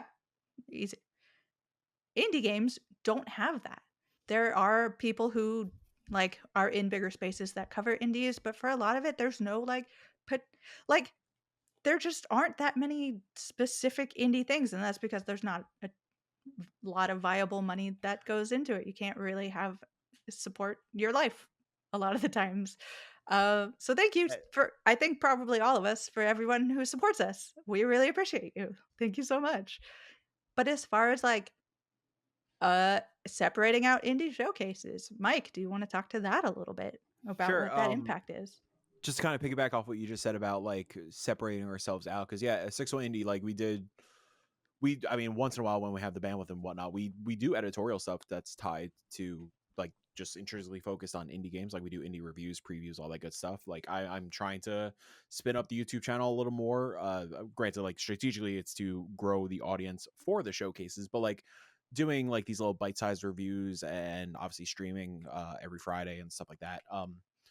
But yeah, like kind of echoing what you just said, like the reason we are indie focused is because not a lot of people talk about them. There are a lot of incredible games that get overlooked every single day, and yeah, I guess selfishly to some extent, like we want to also like present ourselves like away from the general pack. Like we're not trying to be an IGN. We're gonna get crushed by a Game Informer. Like we ain't trying to do that. And that kind of leads into the showcase thing. Like the reason we want to do the showcase very much ties into that mission. Like there are so many games that get overshadowed and so many games that don't have the means for traditional industry promotion. We call our showcase a zero barrier showcase. Like there's no gatekeeping, there are no fees, no cost for the developers, none of the bullshit that does come with a lot of the bigger shows. And I always feel like I need to clarify when I say no cost. I'm not referring to the mix and Justin and what his crew do. That they do have that fee because they do a killer live event with that is fully staffed and catering and is free for the public. Like I ain't referring to that because the mix is like doing the goddamn thing, an incredible indie event. But I'm talking about some of the other bigger shows out there. Like I'm not going to name names, but I have seen the cost sheets, and there's no way in fucking hell an indie game could afford a spot on a lot of these shows that get a ton of views and do have mainstream platforms. So that's kind of the reason why we want to start our shows. Like I very much in 2022, for April 2022, it was very much like, can we do this on our own? Can we do this without a budget? Is anybody going to give a shit? Turns out it worked out. Thank God. Thank y'all. Y'all are more important than God. You heard it here first. Yeah. Scoop. I think too that's interesting Yeah. about what you've been saying, like, because that's another impact of isolating indies, is that everybody who deals with indies or indie coverage or is an indie, like we're a small and kind of tight knit group of Yeah. people. You don't And necessarily know everyone, but you kind of do. it's funny, like Jill, I believe you hung out like in the chats when our showcase premiered. Like Yeah. the chats are always so positive and so hype and so encouraging. Versus you look at like a Nintendo Indie World chat where it's like, where the hell Silk Song? Where is this? Where is that? It's like so negative. So I'm so happy that like because we have such a tight knit audience and such a passionate audience that we have cultivated such a positive like vibe and force behind these shows. The same could be said about the mix, the same could be said about Glitch, the same could be said about Day of the Devs. And yes, listen, would I like to monetize the showcase one day? Of course, but I refuse to put that on the developers. Like indies are sacrificing so much to be independent, to make the projects they are passionate about, to just live, honestly. Like we talked about before, like I'm sure there are countless stories out there that we have that are not public facing of like an indie skipping lunch or something for the week or whatever, just because they couldn't afford it and are crunching their asses off to make sure the game is as best as humanly possible to hopefully get positive reception on Steam and catch wind a little bit. Hopefully get somebody like Reb to notice the game. Meanwhile, Reb's inbox, I'm sure, is a nightmare at the moment, especially as she started out this column. So, like, yeah, a lot of it turns out, a lot of it is luck. And, like, on the 6-1 side of things, if we could help give you just, like, a slightly better chance, we're going to do that. And, like, I ain't afraid to say that, like, because we are doing the whole no cost, no bullshit thing, like, I minimize the cost as much as possible, but I do pay for a lot of things out of pocket. And like, there are a lot of countless nights making sure we get the website like up to snuff, to make sure we have editorial previews that like when people Google your game, there is an article that does pop up on Google, to make sure that we are like making the interviews as fun and as deep divey as we possibly can. Like, it's hard. It's the work. Like, I do enjoy the grind to some extent, but like that week leading up to our premiere date fucking sucks. But seeing the reception from the audience and seeing the kind words from the developers and seeing how grateful and stoked the developers are that people are noticing their games makes it all worth it. And Yeah. that is also like, none of us are developers, but I've heard that very similar things from game developers as well. The sort of Yeah. like, if you are doing it independently, that does just lead to things are falling on you that would normally fall on like a brighter team, or if you have resources available to you for being non-independent. That's why I'm also very glad to see separate publishers starting to get into the game of like, I am an indie publisher. Yeah. I'm not, but pretend they're speaking. Um, like, if an indie publisher is able to like, I am specifically trying to support people who are doing their own thing. Like, that's why I don't like to not call a game indie if they have a publisher, because that cuts a lot of people out of the ability to make games. If you're the only people who can make games are the people who can support themselves, that is a very, very narrow category of human being. And I want indies to be as diverse as possible. And I hope that the impact of that kind of grows this community a little bit so that it's not as isolated. But yeah, Janet, what do you think? Yeah. Well, I am a normie journalist, content creator, media person. And I think from that perspective, it's a bit of a combination. And we talked about this before, Joel, when we first like touched on this topic many episodes ago. We had the team on who made For Yeah, Whom the Bell Telegrave. Toils. Did I? Yes. Did I get that? Okay, cool. A cool game, by the way. So yeah, we kind of had that conversation about the sort of separation. I think definitely aspects of the separation are necessary to surface more content, right? But I do like integration as well. Like, it's I think my ideal world has both, right? Where it's like we have um yeah, whether it's SGF or like the TGAs or just people's general best games of the year, like let those games include indie games, because indies could use more spotlight.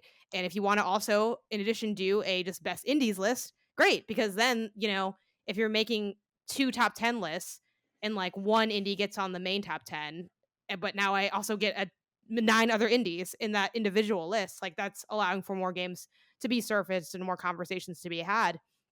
I think as far as like what y'all bring up with what you're able to do when you have that focus is really poignant, in the sense that like that is one of the main motivations for like why I did this show, besides the fact that you guys are cool, and like we're like, we want to do this. I was like, yeah, sure, you guys are a great team. But for me, and I say this without, even though I didn't really play anything this week, so like I'm not doing the best job at it. I'm working on it. It's a work in progress. The show to start, right? But one reason that I kind of joined was because I'm like, I need more. I want to immerse myself more in indies. I want to be pushed to sort of rise to the occasion of starting to surface things on my own and find things and have like this huge generative list and big conversation around indie games, because since I do mainstream coverage, I always have and I always want to, that comes at its own cost. It takes time to like some of these larger titles. It takes time to keep up with what is going to be hot in the streets, what people are inherently automatically talking about, and there's still fun to be had in that too, and things, valuable conversations and all these other aspects. But that part is kind of already happening in the ether, right? That's the mainstream conversation. To me, it's inherently harder work to find like smaller games that may not be as in your face marketed. Like you can't breathe without knowing that Spider-Man came out on PS5. You know what I mean? Like people that don't play games, that we didn't know played games, were tweeting about that game. People in my brother's was like, I didn't even know this guy played a game, and he's talking about he's gonna sell his soul for this game. You know what I mean? Like there's something different than like than me playing Backpack Hero on the PAX floor and being like, oh great, 1.0 is finally out. Like I I think there's value in getting into the weeds, and like being on the show is great because it is going to be every week, whether it's the topic, the showcases we see, the conversations we have, the games we played, it's all in on indies. And that's always going to generate more indie content than like me being on PS I Love You or MinMax or Remap or anything, or my, even on my, anywhere really. It doesn't have that pure indie focus because, what are the odds of like all of us played that one specific game, versus here, like, I forgot, there was like, it's like episode 1 or 2 where someone named a game or I named a game and all of you knew what game I was talking about. And I feel like there was no other group where that could happen. It I was can't remember. Carto. Yeah, Was it it? was so good. All of us were Yeah. like, yeah, of course. And it's like, That's yeah, such a yeah. fun thing. And it's like, oh, that's like common, that's like our Spider-Man 2 in a way, not literally, but stuff like that where it's like, Right. okay, there's sort of a separate level of conversation.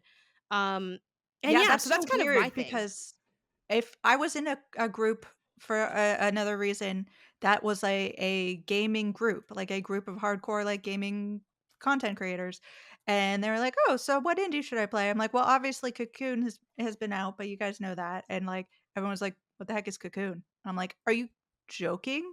It's like they had told me they had never heard of Spider-Man 2. I'm like, "I have to Yes. recalibrate. I'm so used to being in indie spaces." You've never heard of Charlie Cocoon? Jesus. What? Yeah. Charles C. Cocoon? You don't know about So Mr. Saito? Like, how is that possible? it's so bizarre, yeah.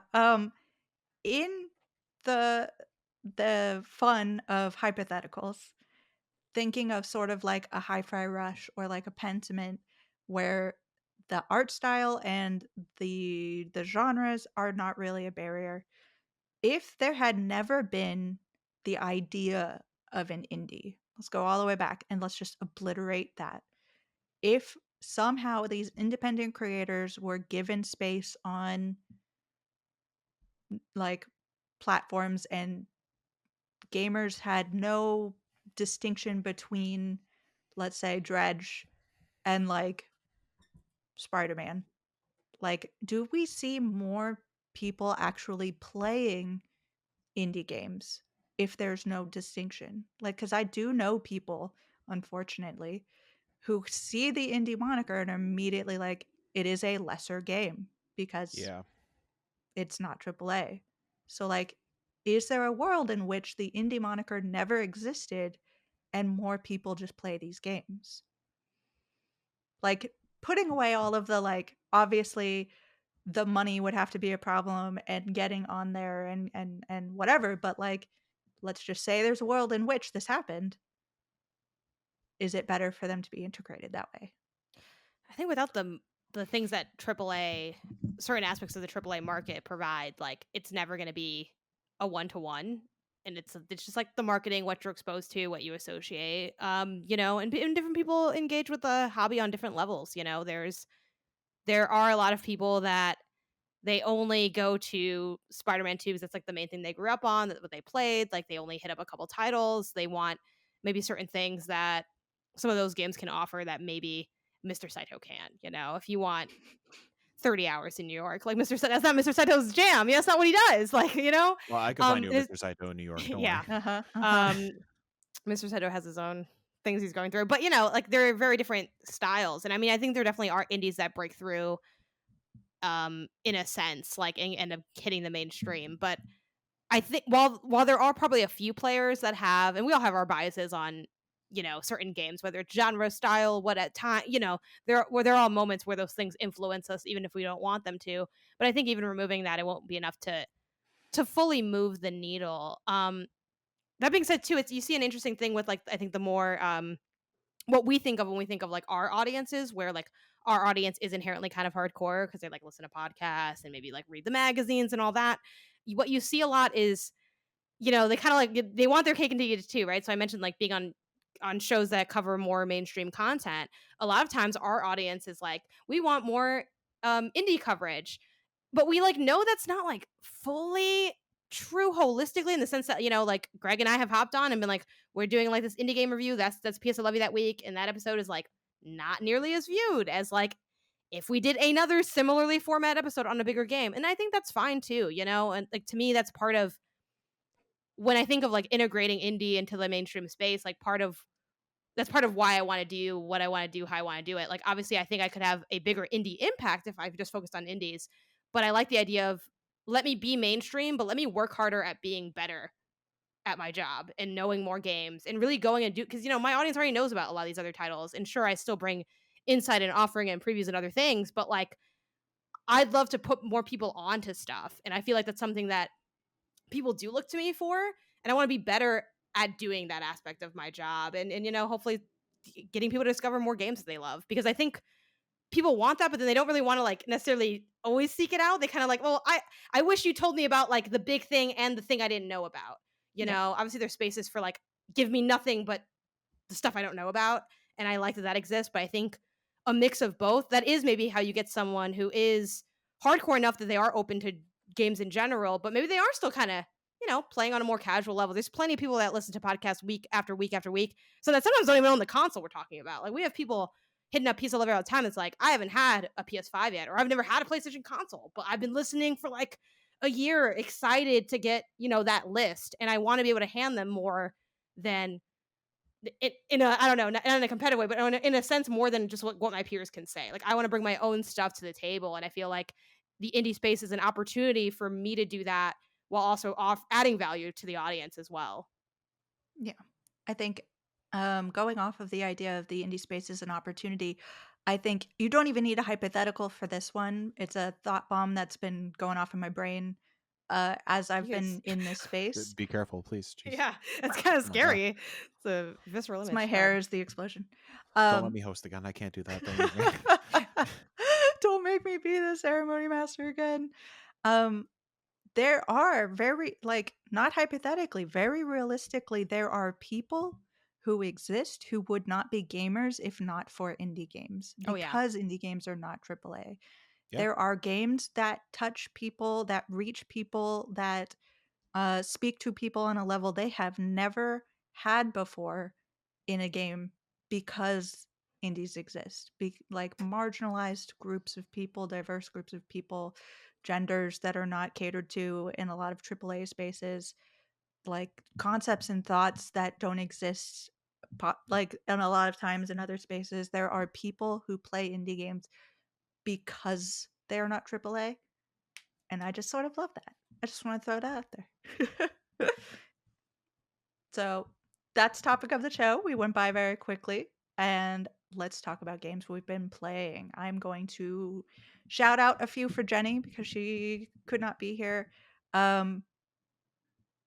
Actually, it looks like maybe Janet it was Yeah, I can going just to be. yeah. Yeah, I go ahead, despite Janet. despite my big speech about wanting to be better, this week is not that week for me. Nope. I didn't play I didn't play anything really. But Jenny's not here, so I'm gonna shout out what Jenny wrote down. Um, I did put in italics 2 games I'm not sure about, so I loop can those talk in about later if one of you them a little bit. want me to, because I don't know what the embargoes are on that. So I'll just read the other ones for now, and then toss to y'all. But funny enough, she wrote this week a game, which is not really indie, but it's an obsession. That's what the little flavor text says. And then apparently Jay's been digging into Coral Island, which I did just claim code for. So maybe I'll check this out myself. It is a another farming sim game. It's chill. It's laid back. The cows look really good in this. So she's not here to comment on the Look at them cow of it cows. all. You can Look at them cows. I'm looking at the footage here on Steam, and apparently you can dress up in a panda suit and start chopping down trees. I feel like this game sells itself, so Yeah, there you go. there you go. She also spent some time with Cuisinier. I actually came in on her stream, which full disclosure, she was sponsored to do this stream for Cuisinier, so throwing that out there. But What a I show. actually dug into Cuisinier a bit myself on the PAX floor and thought it was really really cool idea. So I'll be curious to see if they pulls it off in the full form. But it is a roguelite, like dungeon crawler, but you are like also having a restaurant where you like cook and serve in the restaurant. So you're kind of going out and gathering ingredients. And it had like this fun flow of, I think, like restaurant management and combat that I thought was kind of charming. So Right. we'll be curious And yeah, go for it. in the honor of time-honored tradition here at the Indie Council, if someone is missing, we have to say something very nice about them. I also caught Jenny's stream Mhm. just at the tail end. She is so good at streaming. Yeah. It's almost upsetting how I'm good so she is. jealous of how goddamn talented she is. Yeah, Also, like, seriously. I did the classic raid and run, which I often do, where I just kind of drop people off, and I'm like, okay, I'm gonna go eat. But I did like a lurk, and I had like the stream on for a little bit, and just like in general, the calm that Jenny exudes, and like just like the calm professional understand. I'm like, no, like I could never, I just I roll with chaos and chaos alone. I feel like Jenny is so on it and organized and And it's informed. like honest. It's an honest, Yeah. genuine thing that comes from her. And I love it. I love it so Yeah. much. I'm like, is this what being a good person it would be like? This seems What? lovely. I wouldn't know. Yeah, who would know? Who I guess Jenny would know. So there you go. The only person. Yeah. And then there's Lottle Knot, which you play as a little interstellar custodian, which is adorable, and you pick up trash in the Yeah. oceans, and you go. It's a good time. And then the other two I don't know about, but if y'all know about the embargo situations, feel free So to I Yeah, I don't shout could them out. know terribly about them. I could shout out Herman and the Pig. Okay. This is not out yet, but I know. So, Heavy Launch Studio, friend of Sixel Indie, currently running a beta for the game. It's not public or anything Ah. like that, so I don't Okay. know in terms of like I haven't gotten into the beta yet. I haven't played it. I don't know what the embargo is or what the stipulations are when it comes to gameplay impressions, but I can say it's a really charming looking turn-based adventure RPG. You play as a man with a pig, and you're just roaming around this like vibrant world. And combat wise, it's very similar to a Paper Mario turn-based system.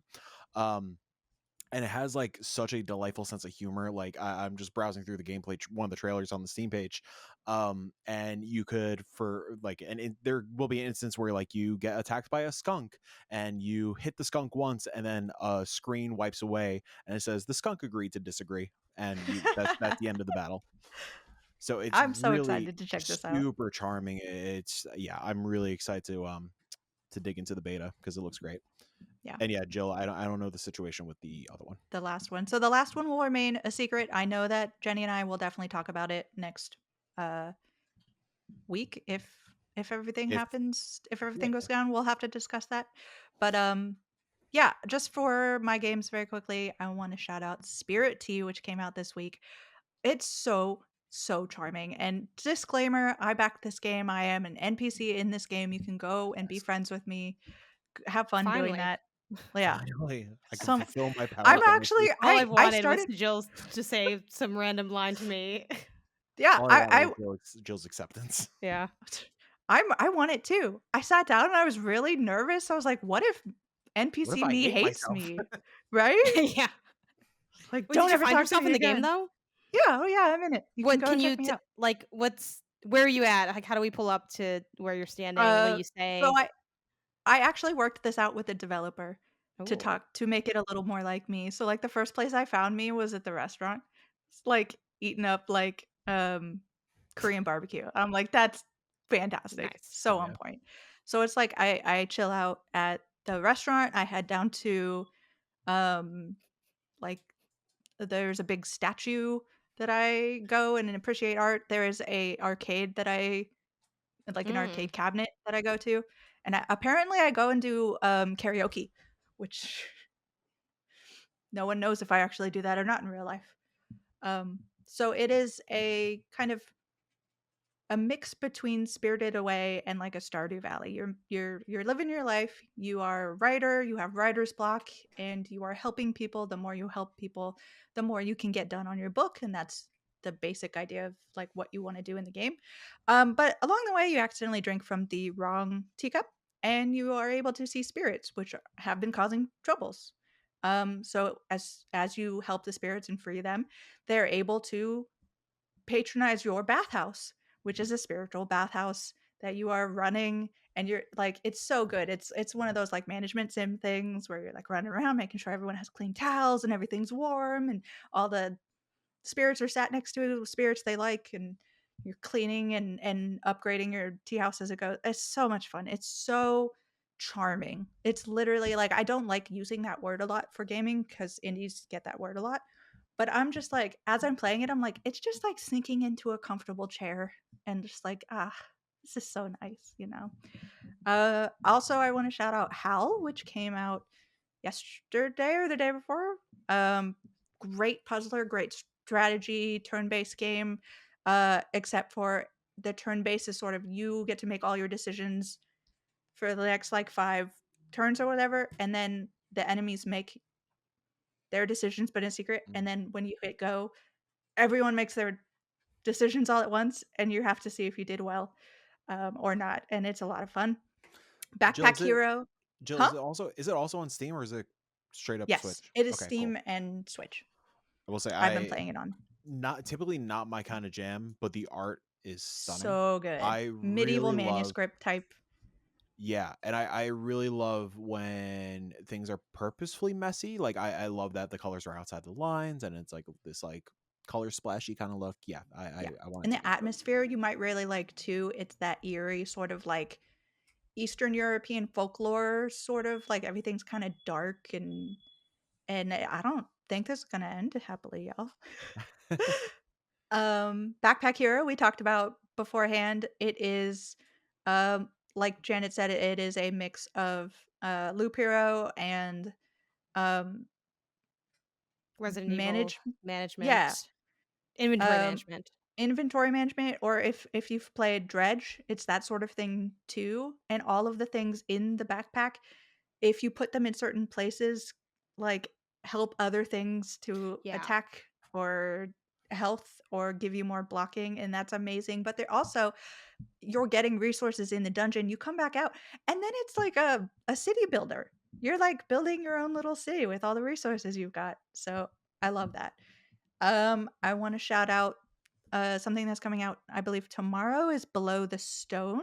It is a sort of similar vibe. You go down, you hammer through, you attack things, you get resources, you come back up, and you can increase your armor with the armorer, or you can, I don't know, put things in the bank and make magic potions so you get stronger, so you can go down and do more and more. It's very compelling, very fun. I love it. And Checkmate Showdown just came out as well. I believe that was Mm. today as of recording. Today. Yeah, yeah. So if you haven't heard about it, it is basically chess, but when you attack another piece, you literally attack them like it goes to a fighting game screen, and you have to fight to the death, and whoever wins is like the person who gets taken. So that's a lot of fun. It's so good. Yeah.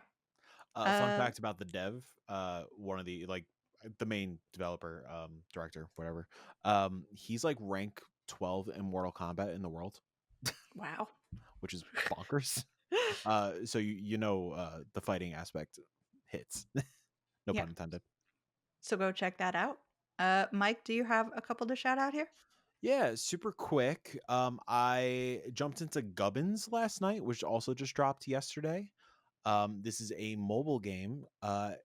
It's a word-based game. So think, hello cat. Uh, think Scrabble. So it's very much the same kind of like vibe as Scrabble, where you are placing tiles on a board and you are kind of connecting words like that. Wait, sorry. Did you say this is out now? It's out now. Yeah. Okay, I Download it on am your so phone. excited. Like, I've been lurking on this game. I think I like chaotically bookmarked it somewhere to try to Yeah. like see when it came. Oh my god! Please don't let I got so excited I had to interrupt you. But please, I want to hear about this game because this has been on my list for a hot minute. So yeah, think Scrabble, where you are placing letter tiles on a board, but like you have to kind of like break away from the Scrabble mentality because you don't have to connect letters together in order to make words. You could definitely use that as a tool to create words, but you could place letters wherever you want in order to make spaces or to make words. And the kind of goal for getting a high score is that you want to create as many words as possible into a combo. Obviously, you combo more words together that will increase your score.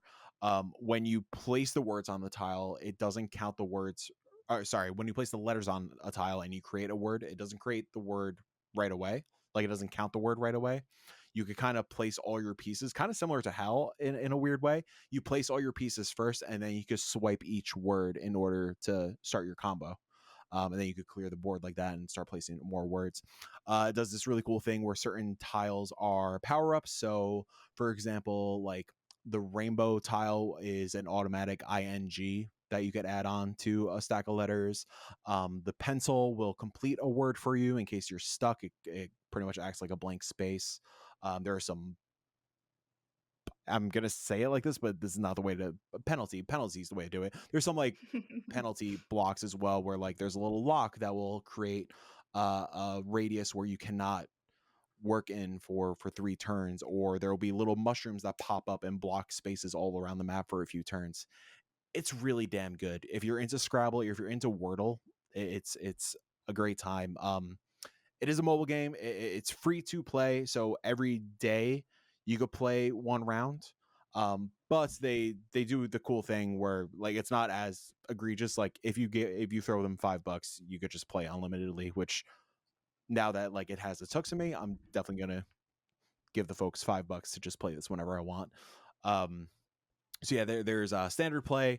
There's a collectible system. There is a way to. There's kind of like a trophy system. Also, like I just unlocked like last night I did like created 25 words, and the next one is like found 100 words, found 1,000 words. Really great. And there's also daily challenges, where yesterday's daily challenge was there was a giant A on the board. Like there was the tiles were shaped as an A, but every tile on there was an A. So you had to like make all the words with an A Oh, I thought you were involved, gonna which say, is so you had to shun it. shut it. Which sounds simple, but it's like really challenging when you only have select letters to work with. So it's really great. That's Gubbins, Gubbins, on mobile. I think iOS and Android. I'm assuming I'm playing on my iPhone. And then the other one, which I've praised previously, I don't know if I ever mentioned it on this show. It's one of my favorite games of the year. It's in contention for my game of the year in versus Dredge. Really weird parallel over here. Ooh. Spin Rhythm XD. So many fucking people are sleeping on Spin Rhythm XD. Spin Rhythm XD, one of the best rhythm games out there since the glory days of Guitar Hero and Rock Band. So what this game is, it is a Guitar Hero like game where there are gems coming down on a board, and you are essentially catching the little gems, either blue or red, when they get past like your little threshold. Sounds very familiar. It is very much the Guitar Hero Rock Band vibe. The catch here is that there are different mechanics tied to each of the gems. So the small gems, you just have to line up on your little cursor. The bigger gems, you have to actually tap whatever your input is, whether you're playing on a controller, it could be tapping the A button. I love to play this thing on my Steam Deck. I think this works. This is like legitimately like the killer app for the Steam Deck. Especially with that little trackpad, it's so responsive with the trackpad.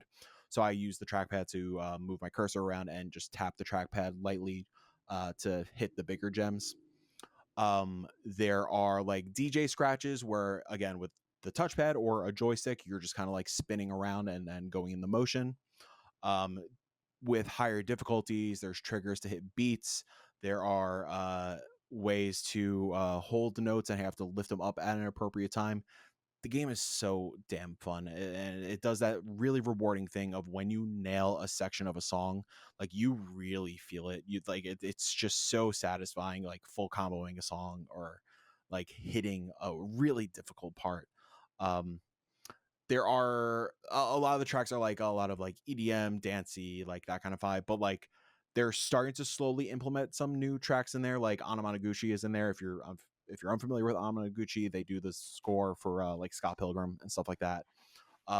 There is a Lena Rain Celeste composition in here that you can play along with. So I'm really hoping down the line we get a lot more indie game scores and indie game tracks on here. I think that'll be That'd be really cool. cool. So the reason I'm bringing this up now, because it just launched on Switch. The devs reached out to us. They're like, hey, have you tried it on Switch yet? Check it out. Here's a bunch of keys for your extra life stream. So played it on Switch. I was so stoked to see, like, as people were getting their keys, like just as I was still playing at like 2 a.m. on it during extra life, like saying like, yo, this game is the truth. Thank you for the key. Like it's going so hard. I can't stop playing it. Again, criminally slept on this year. I really hope people check it out at some point, especially now that it's on Switch. It plays great on Switch. It feels great with the Joy-Cons and a Pro Controller. So yeah, if you are a fan of Guitar Hero, if you're a fan of Rock Band, please check it out. Yeah, great on controller, great on Steam Deck. If you are a musician and you have electronic music gear, you could use a DJ turntable, you could use a MIDI controller. Like you could play this game however you want. It is obviously you can play with mouse and keyboard also if you prefer that as well. So yeah, if you are into Guitar Hero, Rock Band, all that good stuff, check it out. It's a good time. Also, another really good reason that the Game Awards needs a criminally slept on category. We would put this in there. Also, a like additional Gubbins note or whatever, because I found out about this game through TikTok. And then I started laughing like while you at the end of your explanation because I was gonna make the joke. Is Gubbins still indie if Hank Green bought 10% of the game? Anyway, but Hank Green bought 10% of that game. He was like apparently really into it and was like talked to the team, and the team's like, yeah, we're making this game, and he's like, oh, how do I get involved? So Taylor, he fronted some money presumably in exchange for them then giving 10% of the game's money to charity. I don't know if they've specified like how they plan to dole that out or if that's like kind of in the UI or anything, but that's how I came upon the game. And then I was like, okay, let me badly track this game down because I forgot that it came out. So anyway, but thank you, Mike, for saving me from myself. I downloaded it now. I'm very excited to play it. If you care about charity, Gubbins. I'm excited to coordinate the daily challenges with you. We got to compare daily challenge scores. Yeah, is there like going to be the new add you? Is that like a thing? I don't know. Is there like a game? What is a Game Center on Apple? Yeah. I got like I don't know 2,000 points in the Game Center machine somewhere. You want to be my first friend on Game Center? Hell yeah! I thought you'd never ask. On that note of friendship and love, that's the end of this week's council. Thank you everyone for joining us. Thank you for listening. Thank you for supporting. Go play some indies. This session is closed. I forgot how to stop it. Goodbye. Bye.